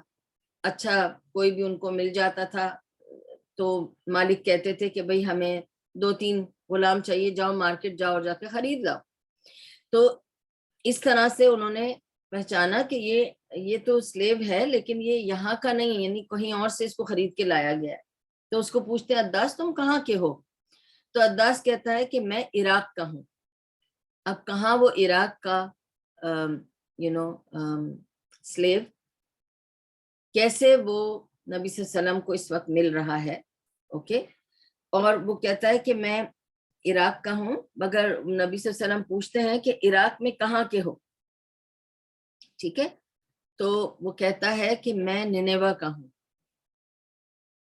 سنیے ابھی بات، جب وہ کہتا ہے کہ میں نینیوا کا ہوں تو رسول اللہ صلی اللہ علیہ وسلم اس کو دیکھ کر کہتے ہیں کہ تو تم تو یونس علیہ السلام کے ملک سے ہو۔ تو حیران ہو جاتا ہے، he's shocked. Now he's more shocked because nobody knows Yunus alayhi salam. How will somebody from Quraysh who are worshipping idols, okay, living in Makkah would know Nineveh کہاں ہے, اور وہ ادھر یونس علیہ السلام پیدا ہوئے تھے, انہیں کیسے پتا؟ یہ نالج ان کے پاس کیسے آئی؟ اور he must be thinking میں تو ان کے رشتہ داروں کے ہی گھر کام کرتا ہوں, کبھی ان سے بھی نہیں سنا, تو اس کو کیسے پتا؟ تو پوچھتا ہے ان سے کہ آپ کو کیسے پتا کہ نینوہ میں یونس علیہ السلام پیدا ہوئے تھے؟ یہ بات تو کسی کو بھی نہیں پتا ہے. اور عداس was a Christian, یہ بھی بتا دوں, he was a Christian slave and he believed in the prophets and he believed, obviously that's why he knew یونس علیہ السلام. تو نبی صلی اللہ علیہ وسلم نے بہت کاملی اس سے کہا کہ وہ تو میرا بھائی ہے یونس, اور میں اس کا بھائی ہوں, ہم پروفٹس سب ایک دوسرے کے, ہم جتنے پیغمبر ہیں ہم سب ایک دوسرے کے بھائی ہیں. یہ سنتے ہی عداس تو گر گیا ان کے قدموں میں اور ان کے قدم چومنے لگا, اور چومتا ہی چلا جا رہا تھا. تو اب یہ جو دو کھڑے ہیں بھائی شیبہ اور عتبہ بن ربیہ, اور یہ لوگ دیکھ رہے ہیں کہ ہم نے اس عداس کو بھیجا ان کو پھل دینے, ایسی کون سی بات ان دونوں میں ہوگی, اور یہ ان کا پیر کیوں چوم رہا ہے؟ He is nobody for us to go down to that level. ہمارا غلام ہے, ان کا پیر کیوں چوم رہا ہے؟ اس کو آنے دو. تو ہم پوچھتے ہیں کہ کیا ہوا. They were very surprised. جب واپس آیا عداس گھر پہ تو دونوں بھائیوں نے پوچھا کہ کیا یہ معاملہ تھا, تم ان کا پیر کیوں چوم رہے تھے؟ تو عداس نے کہا واللہ ان سے بہتر اس پوری دنیا میں اس وقت کوئی نہیں. He is the best. آپ کو نہیں پتا وہ کون ہے, لیکن میں جانتا ہوں کہ وہ کون ہے. Because he knew one thing, that only a prophet would know who's Yunus alayhi salam sitting in Makkah. It's not possible for anybody to get to know like this from a tribe of Quraysh. Unless he's a prophet, he would not have the knowledge کہ کہاں پیدا ہوئے تھے یونس علیہ السلام, کہ وہ نینوہ میں پیدا ہوئے تھے. یہ کیسے ان کو پتا چلا؟ یہ تو ایک نبی کو ہی پتا چل سکتا تھا. تو اس نے کہا کہ آپ نہیں جانتے کہ یہ کون شخص ہے, لیکن اس سے بہتر کوئی بھی نہیں ہے. تو دونوں بھائیوں نے مسکرا کے کہا, تمہیں اس نے اپنے جادو میں کھینچ لیا, ہاں تم اس کے جادو کے جال میں آ گئے ہو اور کچھ نہیں ہے. او عداس, تم پورے بیوچڈ ہوئے ہو, جاؤ جا کے اپنا کام کرو, تمہارا دین اس کے دین سے کہیں زیادہ بہتر ہے. کیونکہ they knew about Christianity but they didn't know knowledge about it, but they knew there are Christians, Jews. تو انہوں نے کہا تمہارا دین اس کے دین سے بہت زیادہ بہتر ہے, تم جاؤ جا کے اپنا کام کرو. اور آپ کو یہ بھی بتا دوں کہ لیٹر آن بدر کی جب جنگ ہوئی تھی, غزوہ بدر, اس میں شیبہ اور عتبہ دونوں نے اپنے اس غلام کو حکم دیا تھا کہ تم جنگ کرو گے, تم آؤ گے جنگ میں ہمارے ساتھ. اور آپ کو یہ میں بتا چکی ہوں کہ جو اس زمانے کے قبیلے کے دستور تھے, اس مطابقت سے کوئی غلام اپنے مالک کو کسی چیز کے لیے منع نہیں کر سکتا تھا. غلام مینز غلام, امپلائی تھوڑی ہے وہ کہ وہ اپنی مرضی چلائے گا. He is a slave. He will do as the master says. He has no right on himself. اسے خریدا ہے مالک نے, وہ ان کا غلام ہے. He will just do as he's been asked to do. He has no right to say no, I won't do it. ٹھیک ہے. اب یہ کھڑے ہو کر ان سے کہہ رہا ہے کہ واللہ میں اس آدمی کے ساتھ جنگ نہیں کروں گا, اسے کوئی ہرا نہیں سکتا. اگر اس پورے یہ ماؤنٹنز بھی آ کے اس کے ساتھ جنگ کریں گی, کوئی اس کو نقصان نہیں پہنچا سکتا. تم لوگ اپنا وقت ضائع کر رہے ہو, میں نہیں لڑوں گا اس سے, اس کو کوئی ہرا نہیں سکتا. اور آپ کو پتا ہے, یہ پتا ہونا چاہیے کہ اس نے یہ تو کہا, بٹ غزوہ بدر میں عتبہ اور شیبہ بن ربیہ یہ دونوں بھائی شہید ہوئے تھے. یہی دونوں بھائی تھے جو غزوہ بدر میں شہید ہوئے تھے. اینی نبی صلی اللہ علیہ وسلم بتاتے ہیں کہ let me first go back and tell you about the lessons we learned from the dua of Nabi صلی اللہ علیہ وسلم. یہ بہت امپورٹنٹ دعا ہے, یاد رکھیں, دوبارہ ریپیٹ کر رہی ہوں, یہ دعا ہمارے نبی نے اس وقت مانگی جو ان کا سب سے مشکل دن تھا ان کی پوری زندگی کا. اور آپ کو پتا ان کی زندگی میں بے تحاشا مشکلیں آئیں, ابھی بوائکاٹ سے گزرے ہیں اور اس کے بعد بھی کتنی مشکلیں آئیں, لیکن he says this is the most difficult day of his life. He was traumatic. سوچیں کہ وہ بھاگے ہیں اپنی جان بچانے کے لیے, خون میں لت پت, اکیلے, with just one وہ منہ بولے بیٹے کے ساتھ. تو کس کیفیت سے وہ گزرے ہوں گے اور کس طرح انہوں نے کیا دعا مانگی, اور اس دعا سے ہم نے کیا سیکھا. بہت امپورٹنٹ, تاکہ ہم اپنے دعاؤں میں ان ساری چیزوں کو شامل رکھیں, تاکہ جب ہم دعا کریں تو ایسی دعا کریں کہ اللہ تعالیٰ ایسے سنے جیسے انہوں نے, اللہ تعالیٰ نے نبیوں کی دعائیں سنی. First lesson we get from this دعا از, اللہ تعالیٰ سے وہ کس چیز کی کمپلین کرتے ہیں؟ اپنی کمزوری کی. اللہ میں کمزور ہوں, میں بے بس ہوں, میں تنہا ہوں. پوائنٹس نوٹ کریں, میں آپ کو اس کی جو پوائنٹس بتاؤں گی بہت امپورٹنٹ پوائنٹس ہیں, 5 پوائنٹس ہیں اس دعا میں سے جو میں نے لیے, آپ کو سمجھا رہی ہوں, اچھی طرح سے دیکھیں. اللہ تعالیٰ سے اٹس ایبسلیوٹلی لیجیٹمیٹ, حلال ہے, جائز ہے اللہ سے اپنی کمزوری سامنے رکھنا, کیونکہ اللہ نے کمزور بنایا, جہاں بھی کمزوری دی. اگر آپ کی کوئی کمزوری ہے ایسی جس سے لوگ آپ کو پھٹکار رہے ہیں, مار رہے ہیں, انسلٹ کر رہے ہیں, یہ کمزوری بھی اللہ کی طرف سے ہے, اس کی بھی کوئی ریزن ہوگی, یاد رکھیں. اور آپ اللہ سے اپنی کمزوری کی شکایت کر سکتے ہیں, اے اللہ کہ میں کمزور ہوں, تنہا ہوں اور بے بس ہوں تیرے بندوں کے سامنے. ٹھیک ہے, آپ کو پتا ہے کہ کس نے اس سے پہلے جائز طور پر اپنی کمزوری اور اپنی شکایت رکھی تھی اللہ کے سامنے؟ یعقوب علیہ السلام.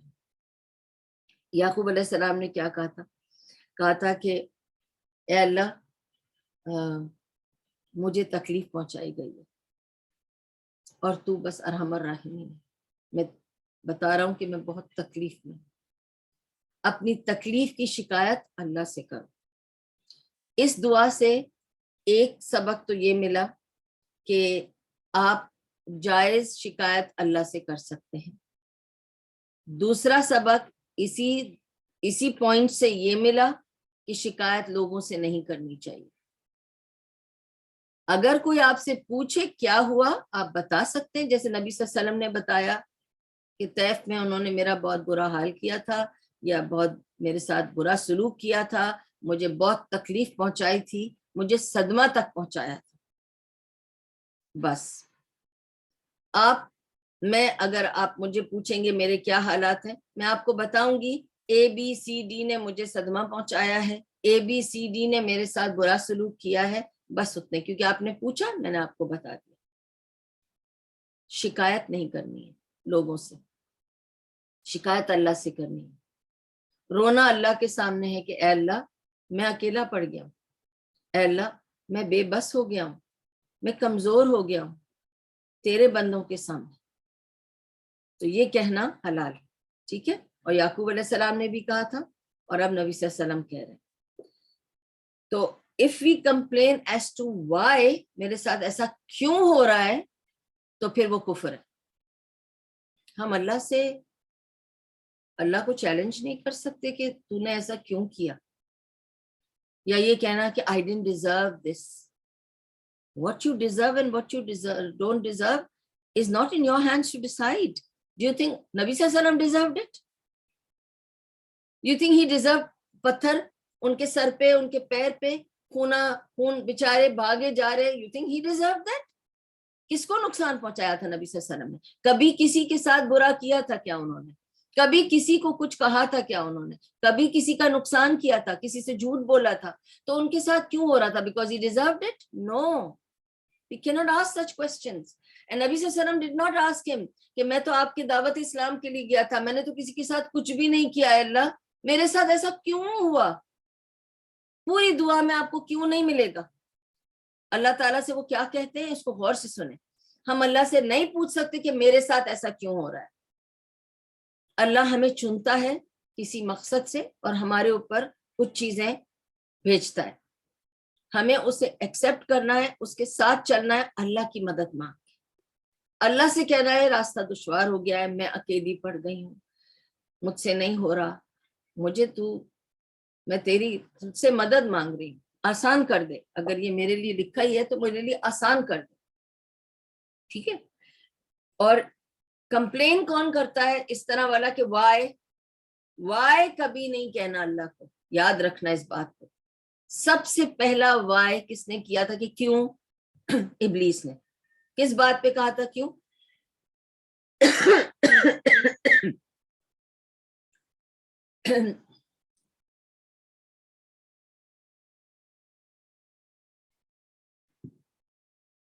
کس بات پہ کہا تھا ابلیس نے کیوں؟ کہ میں کیوں آگے جھکوں آدم کے، کیوں میں کیوں آگے جھکوں آدم کے، یہ جو آپ ریزننگ شروع کر دیتے ہیں نا اپنی کہ میں کیوں کروں، میں فلاں کام کیوں کروں، میں ایسا کیوں کروں، میں چپ کیوں رہوں، میں صبر کیوں کروں، میرے اوپر کیوں ہو رہا ہے، یہ سب ابلیس کی فالوئنگ ہے، آ جاتا ہے۔ Be careful, be aware of it, ٹھیک ہے۔ دین دی ایسنس آف توحید، جو توحید کا جو عرق ہے نا وہ اس چیز میں ہے کہ یو کمپلین ٹو اللہ to seek refuge from your own weakness, from اللہ ٹرننگ ٹو اللہ، فار اللہ، and for the sympathy of اللہ، اللہ سے سمپتھی لو، اللہ دیکھو میں کمزور پڑ رہا ہوں، اللہ دیکھو مجھ سے یہ نہیں ہو رہا ہے تو تو مجھے طاقت دے دے، صبر دے دے، اے اللہ مجھے اس کی توفیق دے دے، کیونکہ اگر اس کو تو نے میرے لیے لکھ دیا ہے کہ یہ میرے ساتھ ہونا ہے، میری قدر ہے، تو مجھے اتنی توفیق دے کہ میں اس کو آگے تک صبر کے ساتھ گزار سکوں، تو آسان کر دے میرے لیے، میری تکلیف دور کر دے، تو اللہ سے مانگیے اور اس سے سمپتی لیجئے کہ دیکھو میں کمزور بھی ہوں، اللہ میں اکیلا بھی ہوں، اللہ میں بے بس بھی ہوں، میرے بس میں کچھ بھی نہیں، میرے کنٹرول میں کچھ بھی نہیں ہے، کوئی میری بات نہیں سن رہا، کوئی مجھے حق نہیں دے رہا، تو ایسے میں آپ اللہ کی طرف لوٹ جائیں۔ اور کس طرح آپ کو کمپلین کرنی ہے؟ دی ایسنس آف توحید is you have to complain to Allah, seeking refuge from Allah and to gain the sympathy of Allah. Remember this, ٹھیک ہے؟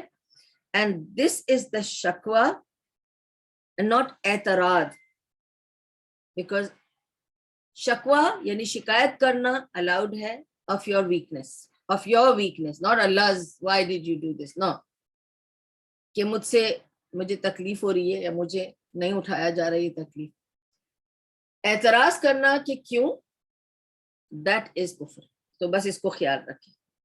نمبر 2 پوائنٹ،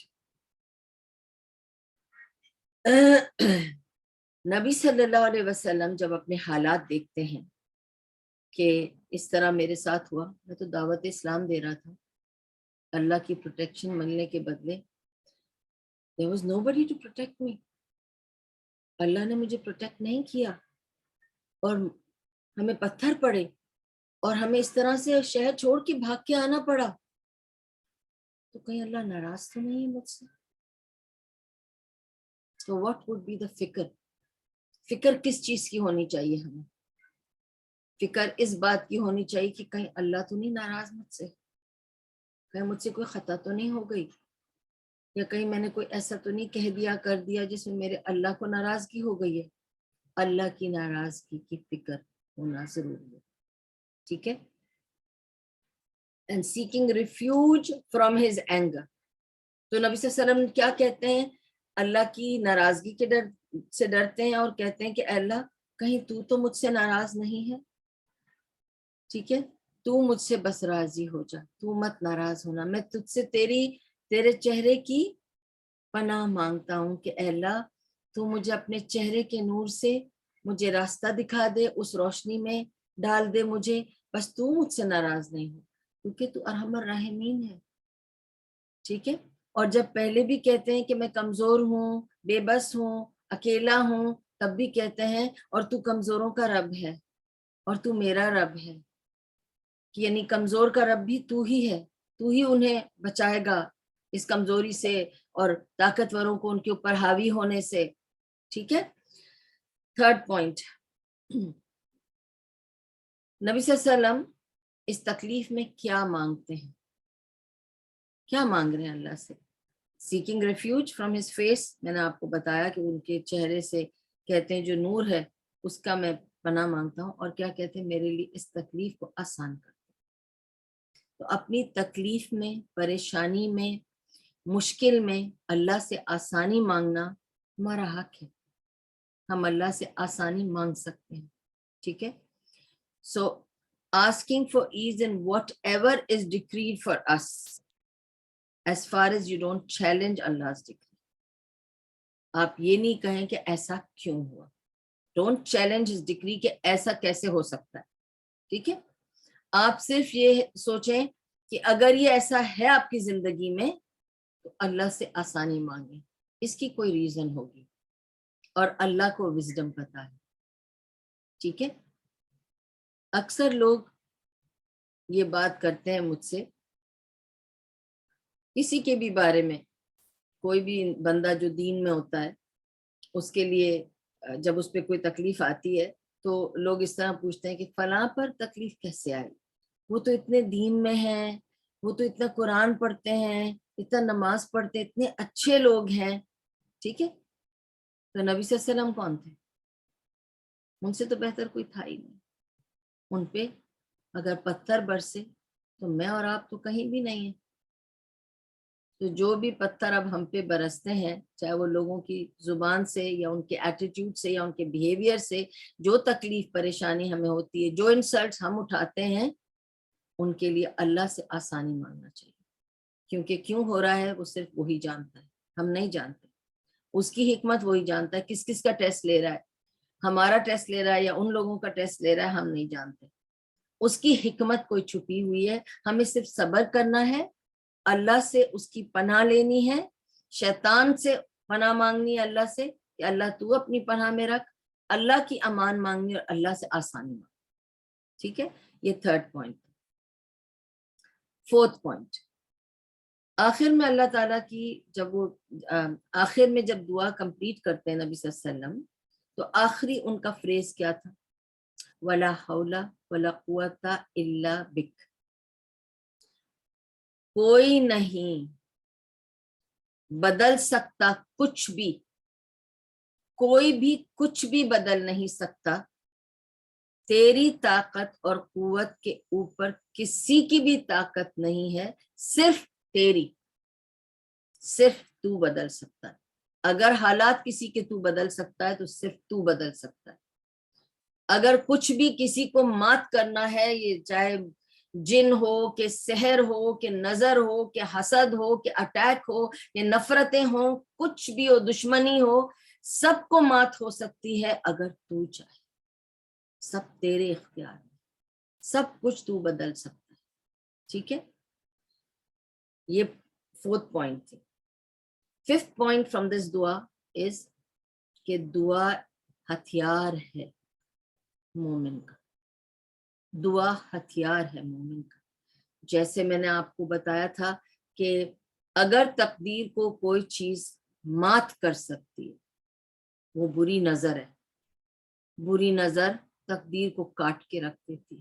تقدیر میں لکھا ہوگا بڑے آپ کو جائیدادیں ملیں گی، پیسے ملیں گے، آپ بس خوشیوں میں نہاری ہوں گی، آپ کو اتنا اولاد ملے گی، اتنی مال ملے گا، اتنی زندگی ملے گی، اتنی صحت ملے گی. وہ سب کٹ ہو سکتی ہے وتھ نظر، بیڈ نظر. ٹھیک ہے. ایول آئی. سیم وے اگر تقدیر میں جو کچھ بھی لکھا ہے ہوتا ہے، وہ ہو کے گزرنا ہے. ٹھیک ہے. اگر اس کو کچھ کوئی چیز بدل سکتی ہے تو وہ ہے دعا. دعا میں اتنا اثر ہے کہ نبی صلی اللہ علیہ وسلم نے فرمایا کہ دعا مومن کا ہتھیار ہے. You can fight with dua. Fight your bad, situation, your bad condition, your bad tests and trials in life. You can fight it with dua. دعا مومن کا ہتھیار. اور یاد رکھیں دعا سے زیادہ پاورفل ہمارے پاس کچھ نہیں، کچھ بھی نہیں. تبھی آپ کو پتا ہے کہ لوگ سم تھنگ ویری سمپل میں آپ کو ڈے ٹو ڈے لائف کا بتاؤں گی. اگر آپ نے مجھے کچھ دیا، چاہے آپ نے ایک گلاس پانی ہی دیا مجھے، ٹھیک ہے، یا آپ کھانا بنا کے لائے میرے لیے، یا آپ نے مجھے اپنے گھر میں بلا کے کافی پلا دی، ٹھیک ہے، ہمارے لیے ہمارے زمانے کے لیے معمولی سی چیزیں، it's not a big deal. لیکن اگر میں نے آپ کو کہہ دیا جزاک اللہ خیر، ہم نے اس کو بہت معمولی لیا ہوا ہے. ہم سمجھتے ہیں it's like thank you. It's not like thank you. جہاں آپ نے کسی کو کہہ دیا جزاک اللہ خیر، آپ نے وہ اس کا عمل، اس کی جزا، اس عمل کا ریٹرن آپ نے اللہ کے سپرد کیا ہے، کیونکہ آپ اس کا بی فٹنگ ریٹرن نہیں دے سک رہے اس وقت. اور اگر آپ نے کہہ دیا جزاک اللہ خیر، تو آپ نے کہا اس کی جزا، اس کا ریٹرن بالکل فٹنگ آپ کو اللہ کی طرف سے آئے گا. اب آپ مجھے یہ بتائیں، اگر آپ کو سمجھ نہیں آ رہا ہے اس کی اہمیت، تو let me put it this وے. آپ نے مجھے گھر میں بلا کر چائے پلائی، یا جو بھی میرے ساتھ خیر کا کام کیا، آپ نے مجھے کچھ دیا لیا، جو بھی آپ نے جو کچھ بھی کیا میرے ساتھ، اور میں نے آپ سے کہا کہ thanks, Sheikh Mohammed will return back to you on this. What would be your expectations now? اگر درشوار نے ریٹرن کرنا ہوتا تو وہ اپنے لیول پہ کرتی. اب اس نے کہا ہے شیخ محمد ول ریٹرن. اب پیلس سے جب کچھ آئے گا تو وہ معمولی تھوڑی ہوگا، ٹھیک ہے، گولڈ پلیٹڈ ہوگا، فینسی ہوگا، قیمتی ہوگا، کچھ بھی آپ کے دماغ میں آ سکتا ہے نا. آپ کی توقعات کہاں جا رہی ہیں ابھی؟ کہ it will be much bigger then what درشوار could have given. So that's why she said کہ میں نہیں اس کا ریٹرن دے سکتی ہوں، بٹ پیلس سے اس کا ریٹرن آئے گا تمہارے لیے. تو اگر میں نے کہا جزاک اللہ خیر، وہ تو مالک الملک ہے. میں نے کہا میں آپ کو اس کا ریٹرن نہیں دے سکتی، اس کا عوض آپ کو اللہ تعالیٰ دے گا. اس کائنات کے رب کے پاس آپ کا عمل میں نے بھیجا ہے، اور اس سے کہا ہے کہ اے اللہ، اس بندے نے میرے ساتھ جو خیر کی ہے، اللہ تو اس کا ریٹرن اس کو ضرور دے. اور اللہ کبھی کسی کا ریٹرن نہیں روکتا. وَمَن يَعْمَلْ مِثْقَالَ ذَرَّةٍ خَيْرًا يَرَهُ وَشَرًّا يَرَهُ. ایک رائی کے دانے برابر بھی خیر ہو یا شر ہو، اللہ اس کو نہیں چھوڑتا. اور اس وجہ سے میں بار بار ریپیٹڈلی آپ لوگوں کو سلائیڈ بھی بھیجتی ہوں، ریمائنڈر بھی بھیجتی ہوں، ڈونٹ سے جزاک اللہ، ڈونٹ سے جزاک اللہ پلیز، بیکاز اٹ کوڈ مین جزاک اللہ شر. یا اللہ ان کو ریٹرن دینا. اٹس لائک تمہیں ملے گا، اللہ سے ملے گا. کیا ملے گا بھائی؟ یہ ایسے بول کے گئی، اس نے کہا جزاک اللہ، تمہیں ملے گا جو تم نے کیا نا، اس کا بدلہ تمہیں ملے گا. تو it does not have good meaning. You have to say جزاک اللہ خیر، کہ تمہیں خیر ملے گا، تم نے خیر کی درخواست بھیجی اللہ کے پاس، ٹھیک ہے. ہاں اگر آپ سے کسی نے کچھ برا کیا ہے اور آپ کہنا چاہتے ہیں کہ جزاک اللہ، that's okay, because اللہ ہی جزا دے گا، آپ بدلہ نہ لیں، اللہ پہ چھوڑ دیں. اللہ دینے والا ہے سب کو جزا اور سزا، وہی فیصلہ کرے گا کس کی کیا نیت تھی، کس کا کیا عمل تھا، کتنا اللہ کو ناراض کیا، کتنا اللہ کو راضی کیا، وہ خود ہی دے دے گا بدل سب کو. آپ کو اپنے ہاتھ میں لینے کی ضرورت نہیں ہے. بھروسہ کریں اللہ پر، توکل کریں اللہ پر، بھیج دیں اللہ کی طرف. جزاک اللہ بھائی، تم نے جو کیا تمہیں اوپر سے مل جائے گا، میں کچھ نہیں دے سکتی تمہیں اس کے بدلے، ٹھیک ہے. تم نے مجھے چوٹ پہنچائی ہے، میں تمہیں چوٹ نہیں پہنچا سکتی. I've left it to Allah. Let him deal with you whatever is fitting for you. But اگر آپ کو کسی کو دعا دینی ہے تو جزاک اللہ خیر جیسی دعا کوئی نہیں، کیونکہ جب اللہ دے گا بدل کسی بھی نیک کام کا تو وہ اپنے حساب سے دے گا. تو اٹس اے دعا، ٹھیک ہے. تو یہ 5 پوائنٹس ہیں جو ہم نے اس دعا سے سیکھے ہیں، ٹھیک ہے. I'll just go through it in points now کہ آپ it's absolutely legitimate to complain to Allah about weakness and asking Allah for ease. ٹھیک ہے. Never complain. Why? Because we cannot challenge Allah's authority or his wisdom, and that goes into kufr and following of Iblis. Second point, فکر کرنا ہے تو یہ فکر کرو کہ کہیں اللہ تم سے ناراض تو نہیں ہے. ہر روز یہ فکر کرو کہ میرے حالات یہ جو بدل رہے ہیں، یا میرا کام رک رہا ہے، یا مجھ سے یہ فلاں کام نہیں ہو رہا ہے، یا کچھ پرابلم ہو رہی ہے، کہ اللہ ناراض تو نہیں ہے. تو اللہ کو راضی کر لو، استغفار کرو، اللہ سے معافی مانگو، اللہ کی مدد مانگو. ٹھیک ہے. اللہ کی ناراضگی اور اس کی رضا کی فکر میں رہو. Third, asking far as. جب آپ کو پتا ہے کہ آپ سے کچھ غلطی ہوئی ہے، یا آپ نے کچھ، آپ کو لگتا ہے کہ it could be my punishment, it could be قدر، ناٹ پنشمنٹ، جسٹ ٹیسٹ، تو اللہ سے اس کی مدد مانگو، آسانی کی.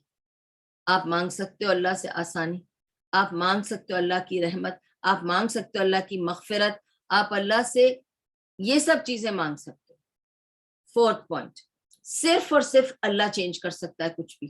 کوئی حالات کوئی بھی نہیں چینج کر سکتا. میں آپ کے حالات نہیں چینج کر سکتی، آپ میرے حالات نہیں چینج کر سکتے. یہ سب اللہ کے ہاتھ میں ہے. Total power over every thing belongs to اللہ سبحانہ وتعالی. ولا حول ولا قوت الا باللہ. Why did نبی صلی اللہ علیہ وسلم سے کہ یہ جنت کی کنجیوں میں سے ایک کنجی ہے. This is the key to Jannah. Why is it key to Jannah? Because this is one phrase that will make us realize and believe کہ کسی کا پاور اللہ سے بڑھ کر نہیں ہے. Don't worry. If somebody is also going to even kill you, shoot you down or do whatever, it is from Allah. Don't worry. سب اللہ کی طرف سے ہے. بس تم اپنے آپ کو سیدھا رکھو، تم کسی کو نقصان نہ پہنچاؤ، تم غلط کام نہ کرو، تم سے کوئی بھول چوک نہ ہو. اپنے کو اللہ کی ناراضگی سے بچا کے رکھنا ہے. ٹھیک ہے. Make sure you are not making Allah angry. Remember when I say everything is from Allah, یہ مت بھول جاؤ کہ تم بھی کچھ غلط اعمال کر رہے ہوگے. یو ڈونٹ ڈو بیڈ اعمال. تم اپنے کو اسٹریٹ رکھو کہ اللہ تم سے ناراض نہ ہو جائے، پھر تو پنشمنٹ آئے گی. اللہ کو ناراض نہیں کرنا ہے کسی بھی صورت. Make sure you take the sympathy of Allah. You turn to Allah, complain to Allah, ask ease from Allah to get sympathy of Allah. That's how it is. اور پھر fifth point تھی کہ دعا is the weapon of a moment.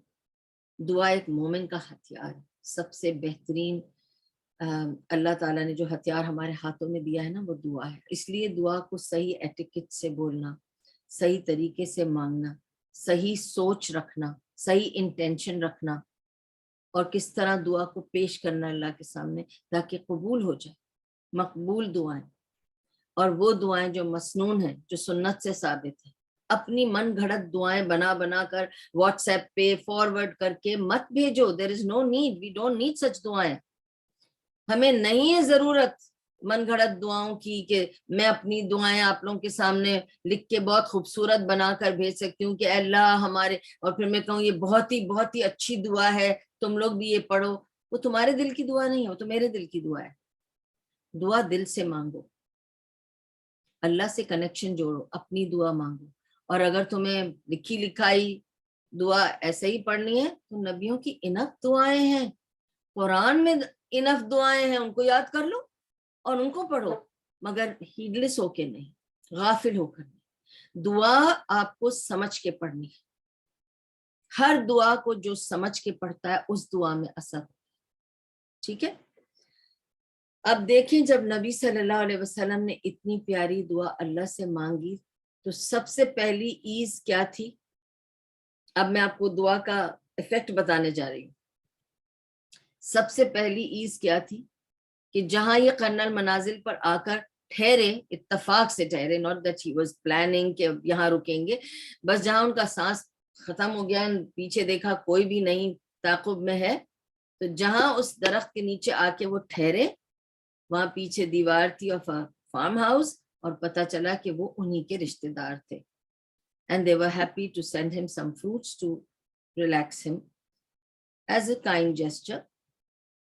اور کس کے ہاتھ سے بھیجا؟ عداس جو ان کا غلام تھا. اس سب کے پیچھے ایک حکمت ہے، میں آ رہی ہوں اس پر. ٹھیک ہے، آپ کو پتا ہے کہ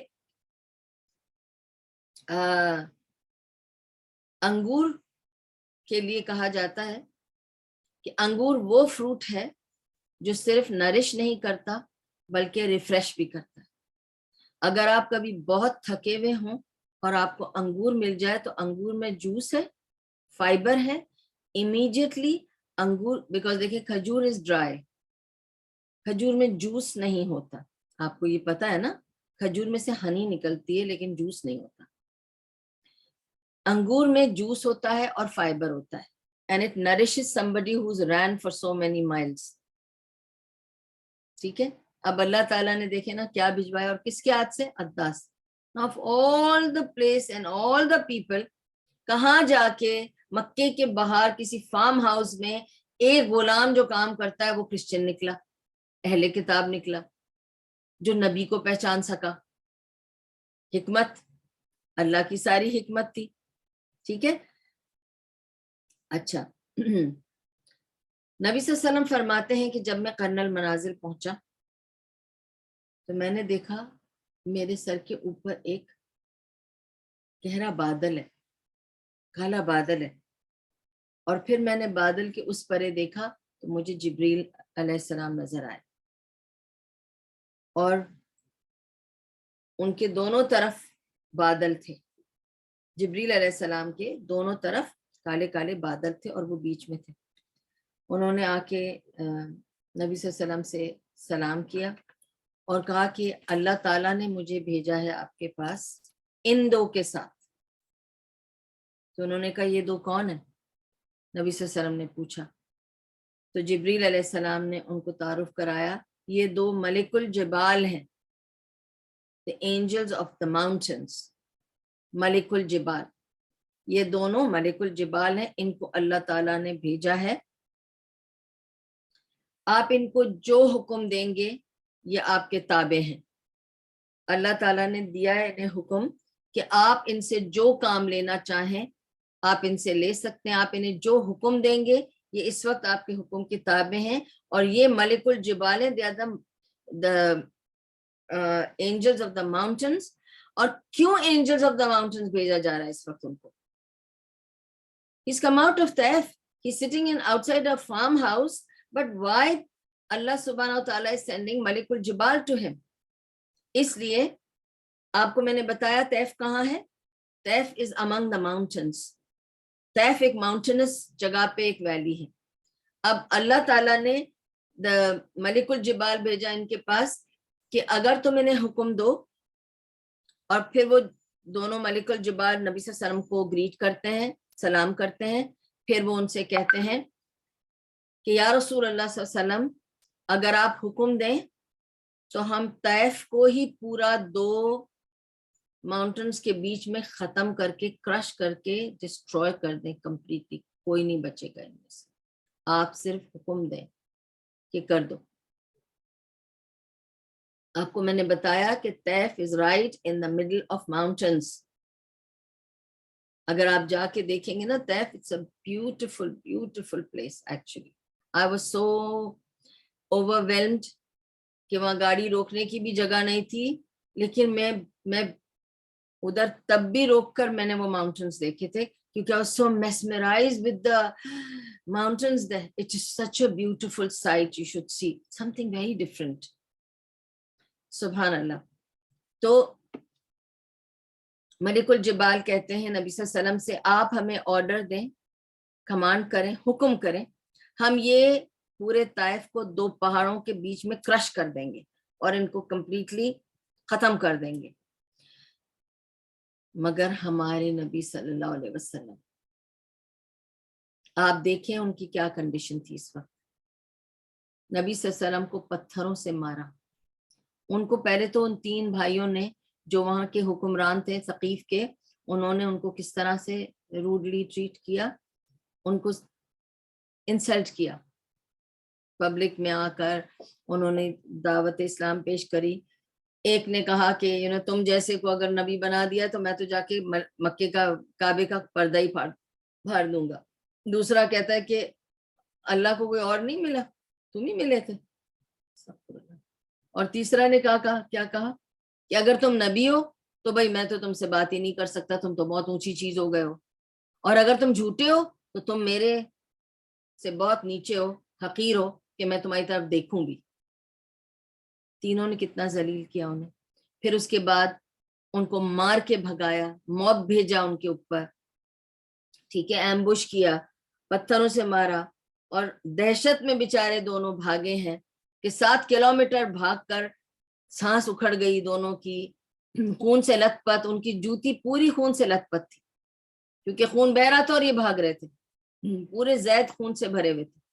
اس حالت میں جب انہوں نے سانس لیا اور ان کو یہ کلاؤڈ نظر آتا ہے اور جبریل نظر آتے ہیں, اور جب وہ کہتے ہیں کہ یہ ملک الجبال ہے, آپ کے حکم کے غلام ہے, آپ بس بول دیجئے کہ کیا کرنا ہے, طیف کے لوگوں کے ساتھ معاملہ طے ہو جائے گا.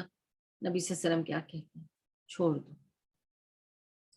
مجھے لگتا ہے ان میں سے کوئی تو اللہ کا نام لیوا نکلے گا اور دعوت اسلام پہ کام کرے گا, اس لیے رہنے دو, ان کو کچھ نہ کہو.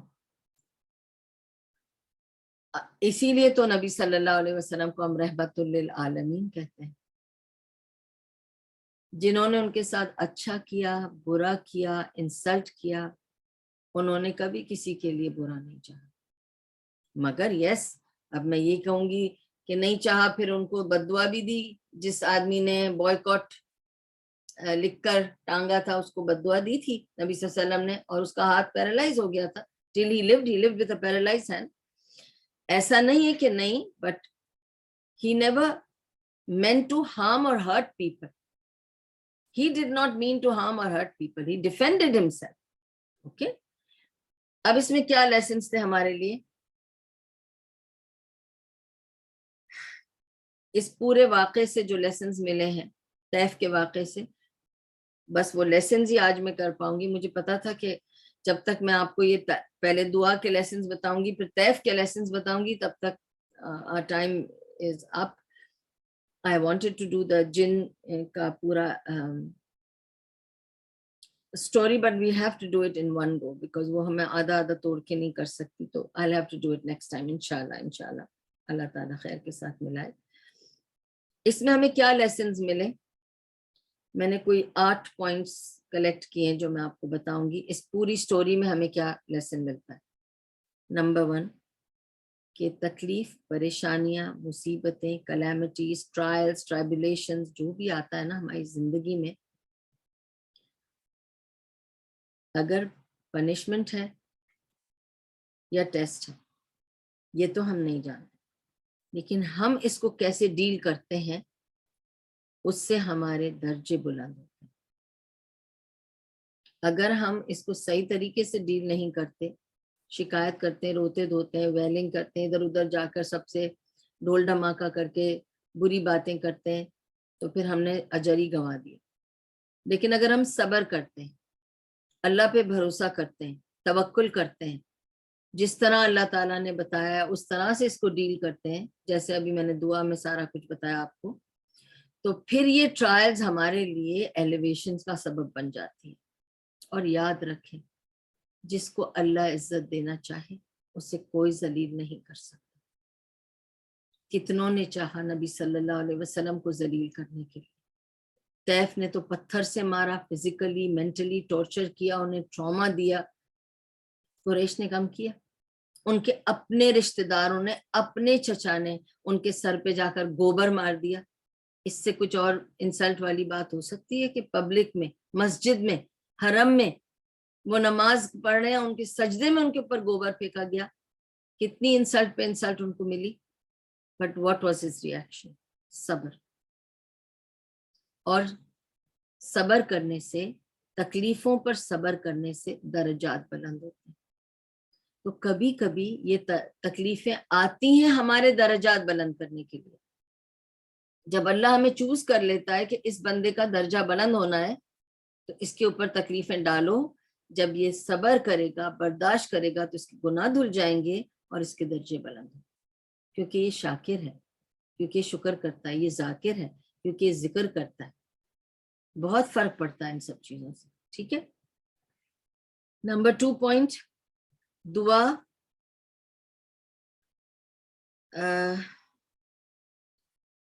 دعا میں آپ کمپلین کریں، but complain about your weakness, complain about yourself, not about اللہ.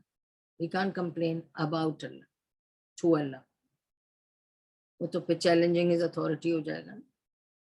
تو یو مسٹ میک دعا complaining about your own weakness, okay, pointing to yourself about your problems, and have concern about Allah's pleasure, and have fikr about Allah's anger. تو اللہ کی خوشنودی کا خیال دماغ میں آنا چاہیے، اللہ کی ناراضگی کی فکر ہونی چاہیے، اپنی کمزوری کی شکایت آپ کر سکتے ہیں اللہ سے. یہ دوسری پوائنٹ. تیسری پوائنٹ،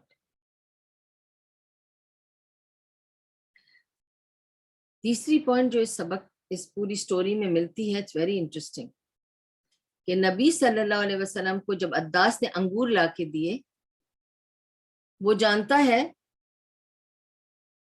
نبی صلی اللہ علیہ وسلم تو نہیں جانتے تھے کہ عداس کیا جانتا ہے کیا نہیں، وہ کون ہے، نبی صلی اللہ علیہ وسلم تو نہیں جانتے تھے نا.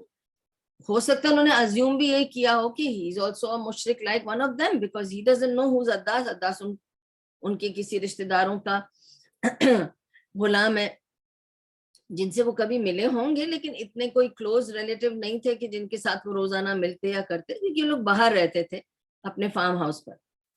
اب جب نبی صلی اللہ علیہ وسلم کو لا کر وہ دے رہا ہے، اب نبی صلی اللہ علیہ وسلم کس حال میں ہے یہ سوچیے، بار بار میں یاد دلا رہی ہوں. ابھی مار کھا کے، بھاگ کر، صدمہ اٹھا کر بیٹھے، سانس لیے، دعا کی اللہ سے، اور جب پہلی چیز ان کے سامنے رکھی جاتی ہے تو وہ بسم اللہ کہہ کر کھاتے. He is proud of his identity. He is proud of being a Muslim. He is not afraid کہ میں اگر بسم اللہ کہہ دوں گا تو پتہ نہیں یہ جا کر غلام کیا شکایت لگائے گا، اور وہ لوگ جو ہے نکل کے وہ کچھ 2 پتھر اور مجھے مار دیں گے. He is not concerned. میں کھاؤں گا تو بسم اللہ کر کر ہی کھاؤں گا، جو بھی پھر ہوگا دیکھ لوں گا. اور بسم اللہ کہہ کر انہوں نے انگور کھایا. اس بسم اللہ کی وجہ سے فائدہ کیا ہوا انہیں؟ آپ کو پتا ہے، عداس became a Muslim at the end because he didn't fight against Nabi sallallahu alaihi wasallam in Ghazwa Badr, and later because he was already a Christian, he was already Ahl Kitab. تو ایک بسم اللہ سے کتنا بڑا فائدہ ہوا ان کو کہ ایک بندہ اسلام میں آ گیا. ٹھیک ہے. تو never feel ashamed of your identity. آپ کو جہاں بھی بیٹھے ہیں، نماز کا وقت ہے، اٹھ کے نماز پڑھیں. آپ کو انشاءاللہ بسم اللہ الحمدللہ کہنا ہے، کہیں. Don't be afraid of people or please people, please your رب. ہمیں بہت یہ پرابلم ہے کہ ہم اللہ کو چھوڑ کے لوگوں کو پلیز کرتے ہیں، پھر انہی لوگوں سے ہمیں تکلیف اٹھانی پڑتی ہے. اللہ کو پلیز کریں، سمپتھی بھی اللہ سے مانگیں. ٹھیک ہے. یہ تو 3rd پوائنٹ تھا. 4th point, now even if your own people reject you, okay, not value you. ٹھیک ہے.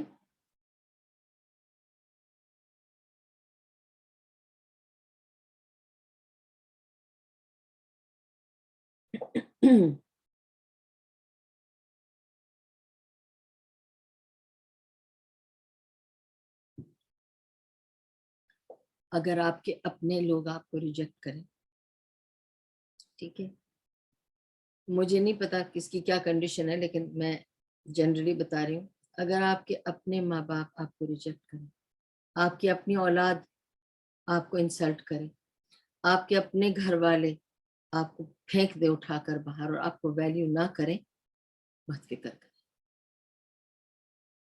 یہ سب نبی کے ساتھ ہوا ہے. یاد رکھیں، گوبر پھینکنے والا ان کا چچا تھا. اور یاد رکھیں کہ ابراہیم علیہ السلام کو آگ میں پہنچانے والا، وہ سزا دلوانے والا ان کا اپنا باپ تھا.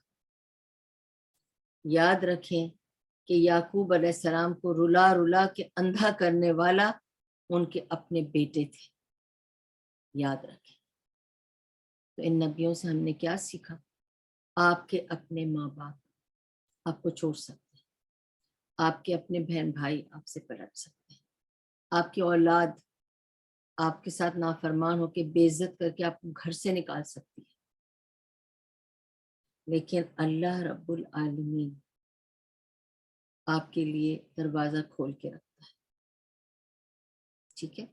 نبی صلی اللہ علیہ وسلم کو اپنے ملک سے، اپنے شہر سے، اپنے خاندان، اپنے قبیلے کو چھوڑ کر نکلنا پڑا تھا، کیونکہ ایسا لگتا تھا ان کا کوئی نہیں رہا، ان کے خاندان سب ان کی جان کے دشمن بن چکے تھے. تو اس سے ہمیں سبق ملتا ہے نا. تو even if your own people reject you and not value you, ٹھیک ہے، نہ وہ آپ کو ایکسپٹ کریں، نہ وہ آپ کو بینیفٹ کریں، نہ آپ کا کوئی کام کر سکیں، نہ آپ کی کوئی مدد کر سکیں، ایسے ہوگا. ٹھیک ہے. اس وقت اللہ سے دعا کریں، اللہ آپ کی دعا سنے. جب نبی صلی اللہ علیہ وسلم کے پاس کوئی بھی نہیں تھا، کوئی راستہ نہیں رہ گیا، ایک منہ بولا بیٹا لے کر بیٹھے تھے بیچارے درخت کے نیچے، کس پہ بھروسہ کیا تھا؟ اس حالت میں بھی اللہ سے التجا کر کے دعا کی تھی. ٹھیک ہے. تو دعا از ویری پاورفل. اور آپ کے اپنے جب آپ کو چھوڑ دیں اکیلا، تو یاد رکھیں آپ دعا کریں گے تو آپ کے لیے ایسے بینیفٹس اللہ لا کے کھڑا کرے گا کہ آپ نے کبھی وہ سوچا بھی نہیں.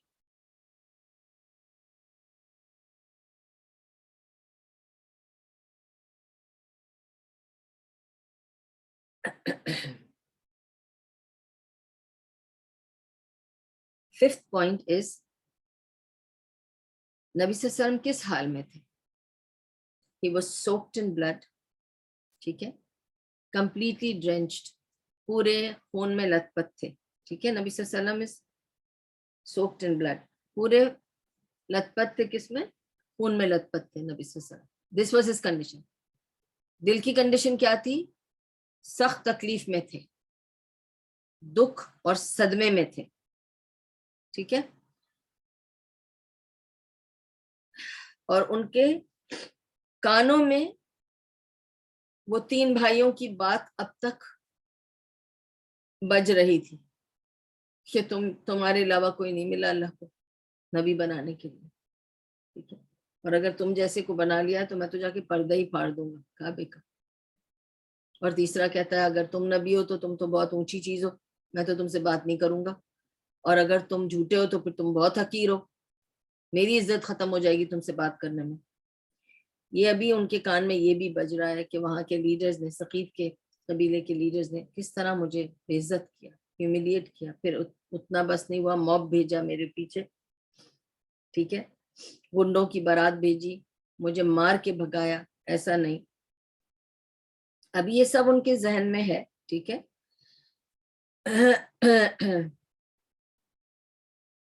ایسے حالت میں جب وہ اتنے پریشان اور دکھی اور صدمے میں، اور کسی نے ان کے اوپر اتنا ظلم کیا، ان پر ظلم کیا گیا. ٹھیک ہے.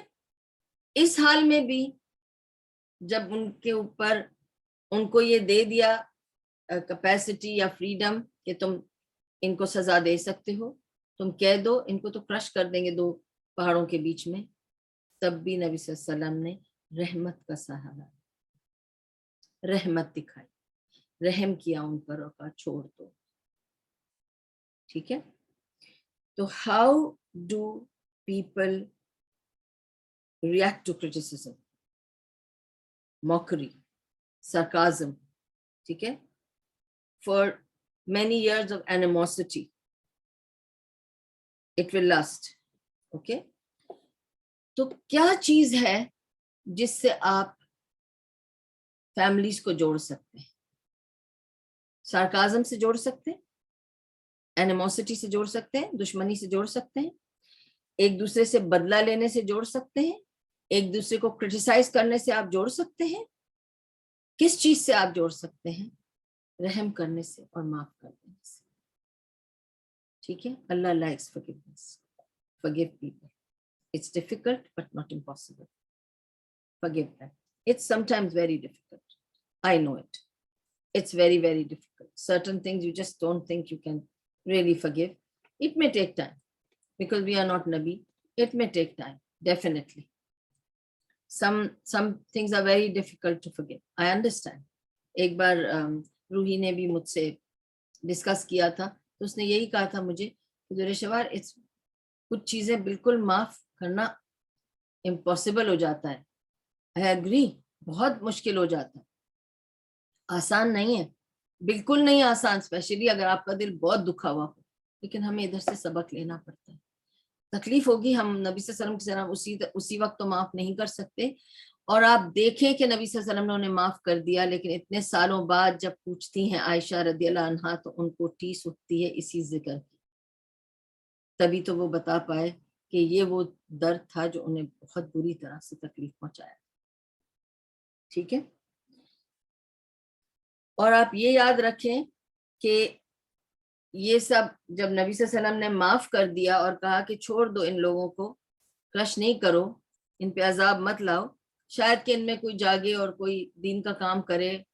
آپ دیکھیں اس بات کے 10 سال بعد نبی صلی اللہ علیہ وسلم نے طیف کو فتح کیا اور اس میں دعویٰ کا کام شروع ہوا.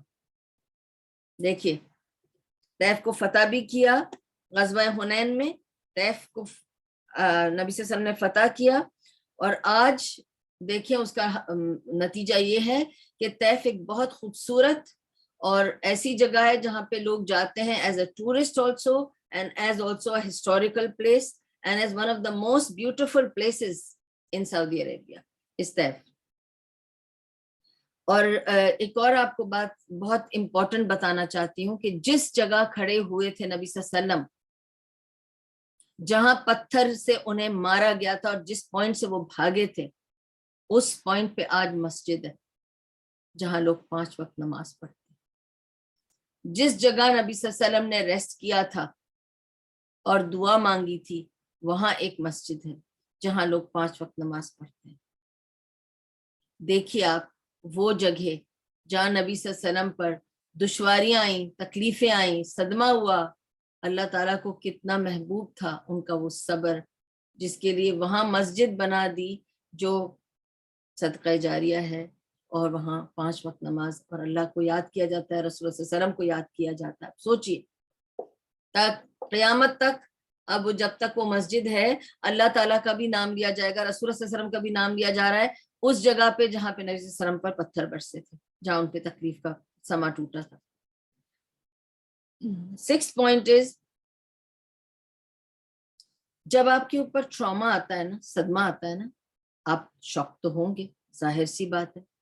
You will be shocked and you will even panic and cry etc. جو بھی ہے, انسان ہو نا, تو انسان کا تو دل ٹوٹ جاتا ہے, صدمہ تو ہوگا, دل ہے, انسان ہو, وہ اپنا ایک بے قابو ہو جاتا ہے, آپ روئیں گے, گھبرائیں گے, پینک کریں گے, سب کچھ ہوگا, لیکن اس اسٹیٹ میں رہنا نہیں ہے, اس میں سے باہر آنا ہے. You have to learn to recover. You have to learn to leave these things behind. It happened, it's over. Today what I have to deal with it and live by that. جو دشمن ہے, آپ کو ابھی پتا ہو گیا کہ فلاں نے مجھے گھر سے نکالا یا شہر سے نکالا یا میرے اوپر ایسے کیا ویسے کیا, جو بھی کیا, ٹھیک ہے. Don't act emotionally but rationally and see long-term benefit like Nabi Sallallahu Alaihi Wasallam used to see. ٹھیک ہے. اور اب صبر کس طرح آئے گا, میں آپ کو 100 بار بتا چکی ہوں کہ صبر آئے گا یہ سوچ کر کہ جو انعامات رکھے ہیں صابرین کے لیے وہ سب کے لیے نہیں ہے. And ان اللہ مع الصابرین, اللہ تعالیٰ قرآن میں کہتا ہے کہ میں صبر والوں کے ساتھ ہوں. جو صبر کرتا ہے اللہ اس کے ساتھ ہے. آپ کو اور کسی کے ساتھ کی ضرورت ہے, چھوڑنے دیں سب کو. بے شک آپ کی ماں چھوڑ دے آپ کو, آپ کی اولاد آپ کو چھوڑ دے, آپ کا شوہر آپ کو چھوڑ دے, آپ کے گھر والے آپ کو چھوڑ دیں, ریممبر ون تھنگ, اللہ نہیں چھوڑے گا. آپ نے اللہ کو پکڑے رہنا ہے. And this would be your way of recovering, کہ جو کچھ بھی ہو رہا ہے میں نے اللہ کی طرف بھیج دیا ہے, بس اللہ تو دیکھ لینا, ٹھیک ہے, اور مجھے کسی غلط کام میں نہیں پڑنے دینا, مجھ سے کوئی غلطی نہیں ہو, تو مجھے سنبھال لینا, اور تیرا دروازہ کھلا ہے, میں تیرے دروازے پہ بیٹھی رہوں گی, تو مجھے مت چھوڑنا, پھر میں اکیلی نہیں. اور جس کا اللہ ہو جائے اس کو کہیں نہ کہیں سے مدد آتی ہے. نبی صلی اللہ علیہ وسلم کو کہاں سے مدد آ رہی ہے, کہ وہ عتبہ شیبہ کے گھر کے باہر بیٹھے ہیں, وہ ان کو فروٹ بھیج رہے ہیں. فروٹ بھی کس کے ہاتھ سے بھیج رہے ہیں؟ عداس کے ہاتھ سے. عداس کون نکلا؟ اسٹرینجلی اہل کتاب نکلا. اور بسم اللہ سن کر اس کا ریاکشن کیا ہوا؟ اس کے ریاکشن سے اس نے اپنے بارے میں بتایا کہ وہ عیسائی ہے. اس نے جا کے عتبہ اور شیبہ کو بتایا کہ اس آدمی سے زیادہ بہتر کوئی آدمی ہے ہی نہیں, اور وہ مسلمان بھی ہوا. بینیفٹس دیکھیے, اللہ تعالیٰ کی مدد دیکھیے. آپ کو صرف اللہ پہ بھروسہ کرنا ہے, اس پر ایمان رکھنا ہے, یقین رکھنا ہے. مدد وہ بھیجے گا, ڈفرینٹ طریقوں سے بھیجے گا. آپ نے جہاں سے ایکسپیکٹ نہیں کیا ہوگا وہاں سے مدد آپ کو آئے گی. 7th پوائنٹ, اور ہاں مین پوائنٹ 6th پوائنٹ یہ تھی کہ اس پورے معاملے کو ایموشنلی ہینڈل نہیں کرنا, ریشنلی ہینڈل کرنا. اسٹریٹجی ہونی چاہیے, پلان ہونا چاہیے کہ ٹھیک ہے یہ ہو گیا, مجھے نیکسٹ کیا کرنا ہے. ٹھیک ہے, مجھے گھر سے نکال دیا گیا ہے, میں نیکسٹ کیا کروں؟ کمرہ ڈھونڈوں, گھر ڈھونڈوں, جگہ ڈھونڈوں, پہلے رہنے کا انتظام کروں, پھر کھانے پینے کا انتظام کروں, پھر اپنی نوکری کا انتظام. یعنی آپ کو اپنی اسٹریٹجی پلاننگ شروع کر دینی, بیٹھ کے رونا نہیں ہے کشکول لے کر, آپ کو آگے بڑھنا ہے. اور اللہ مدد فراہم کرتا رہے گا جب جب آپ اٹکیں گے. ریممبر, اللہ تعالیٰ ہے, جو تکلیف اور پریشانی اور اٹکل آ رہی ہے اللہ کی طرف سے ہے, اور اللہ خود ہی دروازے کھول کر آپ تک آپ کا رزق, آپ کی مدد پہنچا کے رہے گا. ٹھیک ہے. 7واں پوائنٹ یہ ہے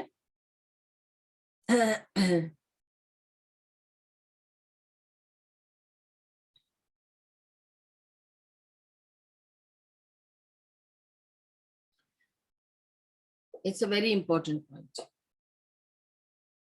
7واں پوائنٹ یہ ہے کہ اس پورے واقعے میں ہمیں ایک بہت بڑا سبق ملتا ہے کہ اگر آپ سفر کرتے ہیں, تکلیف اٹھاتے ہیں اپنوں کے ہاتھوں, ٹھیک ہے, آج زندگی میں بھی لائک اب اسلاموفوبیا چل رہا ہے, تو جو دیکھتا ہے آپ کو کہ آپ حجابی ہیں یا اس میں ہیں تو آپ کے اوپر پتھر اٹھا کے مارے, آپ کے اوپر اٹیک کرے, ایمبوش کرے, جو بھی کرے, یا آپ کی فیملی آپ کو ریجیکٹ کر رہی ہے کسی وجہ سے, ٹھیک ہے, باعث ہیں, تعصب والے ہیں آپ کی فیملی والے, یا جو بھی ہے جلتے ہیں آپ سے. بہت ساری دفعہ وہ اس لیے بھی ریجیکٹ کرتے ہیں کہ ان کو آپ سے جیلسی ہو جاتی ہے, جو بھی ہے وہ آپ کو ریجیکٹ کرتے ہیں. یا کسی ریلیشن شپ میں بریک اپس جب ہوتے ہیں, ڈیورس ہو جاتی ہے, یا بچے اور ماں باپ کی بات چیت بند ہو جاتی ہے, ہسبینڈ اور وائف کی بات چیت بند ہو جاتی ہے, یا ماں باپ اور اولاد کے ساتھ جو بھی کچھ ہوتا ہے, یہ جو بریک اپس ہوتے ہیں, اٹیکس ہوتے ہیں, جیسے کسی نے آپ کے اوپر اٹیک کیا, فزیکل اٹیک کیا یا آپ کے آنر پہ اٹیک کیا, آپ کو انسلٹ کیا, جیسے نبی صلی اللہ علیہ وسلم کو تو انسلٹ بھی کیا پہلے ان 3 بھائیوں نے, پھر فزیکلی بھی اٹیک کروایا, ٹھیک ہے, یا ایمبوش کرایا, یا آپ کی انسلٹ کری, ہیوملیٹ کیا آپ کو, ٹھیک ہے. How do we have to react? We have to take lessons from the story. How did Nabi Sallallahu Alaihi Wasallam react? When it was a physical attack, he had to run away to save himself. You have full right to defend yourself. When it was insult, he took it quietly. کیونکہ remember, اگر کوئی آپ کو گدھا بلائے تو آپ گدھے نہیں ہو جاتے, تو لوگوں کو کچھ بھی بلانے دیں, ٹھیک ہے, اس سے آپ کو کچھ نہیں فرق پڑنا چاہیے. وہ سلینڈر میں کاؤنٹ ہوگا, آپ کے لیے بینیفٹ ہے, ان کے لیے نقصان دہ. پر آپ کو اس طرح سوچنا پڑے گا کہ کوئی چیز اللہ کے بغیر نالج کے نہیں ہو سکتی, اور اللہ تعالیٰ ہی اس چیز کو ہٹائے گا میرے سر پر سے جو میرے سر پہ لاد دی گئی. ٹھیک ہے. 8th and the last point is, this may not look a successful journey to anybody. آپ کو کیا لگ رہا ہے اگر میں کہوں کہ نبی صلی اللہ علیہ وسلم گئے تھے طیف اور اس طرح سے مار کھا کے دونوں باہر نکل کے بھاگ کر 7 کلومیٹر تک بھاگتے ہوئے آئے اور پھر آ کے درخت کے نیچے پناہ لی اور اس کے بعد طیف نہیں گئے؟ اب تو باہر آ گئے نا مار کھا کے، تو اب تھوڑی دوبارہ جائیں گے وہاں پہ، اب کہاں جائیں گے؟ امیجن اس حالت میں ایک بندہ کہ اب میں کہاں جاؤں، مکہ چھوڑ کر آ گیا، طیف میں سے بھاگ کر آ گیا، اب میں کہاں جاؤں؟ اب واپس مکہ جانے کے لیے بھی کوئی پلاننگ چاہیے، ریزن چاہیے، ایسے نہیں میں واپس جا سکتا ہوں، میں تو چھوڑ کر پیٹ موڑ کے نکل گیا، سب کو اب تک پتہ چل گیا ہوگا کہ میں چلا گیا، کیونکہ 2 دن ہو گئے، 2 دن تو ان کو صرف ٹریول میں لگے، 1 ہفتہ تو وہ طیف میں رہے، تو he is been missing for 10 days، اب 10 دن ہو چکے ہیں، پیپل نو ہی از گون، اور ان کی پروٹیکشن بھی نہیں ہے کوئی، یہ بھی جانتے ہیں کوئی کہ وہ اگر آئیں گے تو ان کو پروٹیکٹ کرنے والا کوئی نہیں، ہم کچھ بھی ان کے ساتھ کر سکتے ہیں۔ ایسی حالت میں یہ ابھی اس وقت شہر کے باہر بیچوں بیچ میں بیٹھے ہیں، ٹھیک ہے، آپ کو کیا لگ رہا ہے؟ یہ تو پورا ان کا فیل ہو گیا۔ پہلی بات ہم یہی کہیں گے جا کے نبی صلی اللہ علیہ وسلم سے کہ آپ نے یہ کیا کیا، دیکھیں آپ کا تو پورا یہ مشن ہی فیل ہو گیا، and this is a very unsuccessful, the whole thing was unsuccessful, ٹھیک ہے۔ لیکن آپ دیکھیے that this may look, you know, as not such a successful journey or a political success، دونوں نہیں لگتا ہے، پولیٹیکل سکسیس بھی نہیں ہوئی نا، کوئی جوڑنے کی بھی بات نہیں ہوئی، تقیف والوں سے بھی پنگا ہو گیا، مگر اداس بیکمنگ اے مسلم، اس کے لیے کیا کہا؟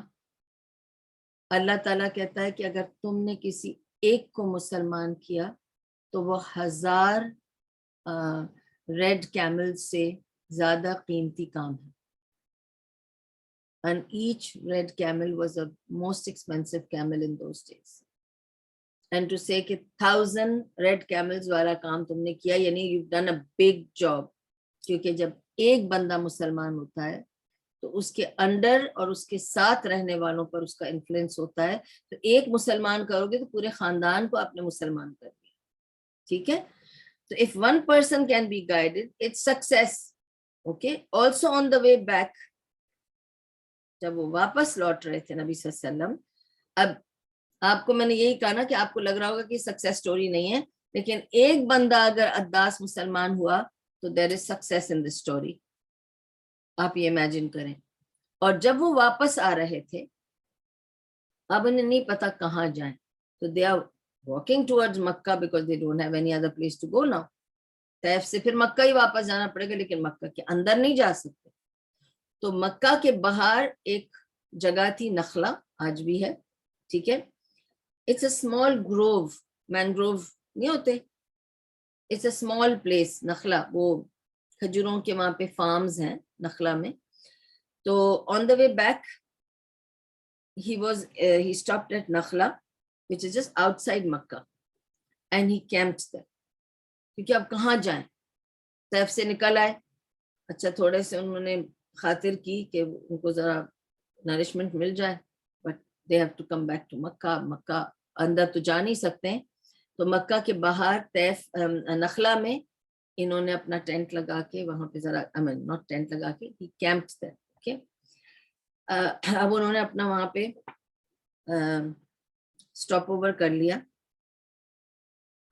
اور جب رات ہوئی، اب نبی صلی اللہ علیہ وسلم کو کچھ سمجھ نہیں آنا نا کہ کیا کرنا ہے، جب رات ہوئی اس حالت میں خون سے لت پت، ابھی تک نہائے دھوئے نہیں ہے، ابھی تک زخم نہیں سوکھے، ابھی تک سانس پوری نہیں آئی، لیکن نبی صلی اللہ علیہ وسلم کھڑے ہو گئے تہجد پڑھنے۔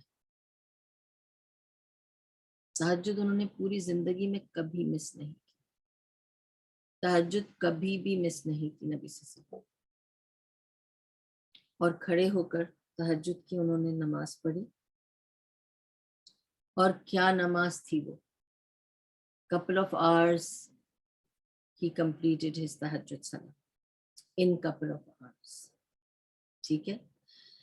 اس تہجد کی صلاح میں کیا ہوا، کیسے جنوں کی ٹولی یہاں سے گزر رہی تھی اور انہوں نے سنا اور ان پر کیا اثر ہوا، اس کے بارے میں انشاءاللہ اگلی نشست میں یہاں سے شروع کروں گی، نخلا کے مقام سے شروع کروں گی کہ انہوں نے نخلا میں تہجد پڑھی.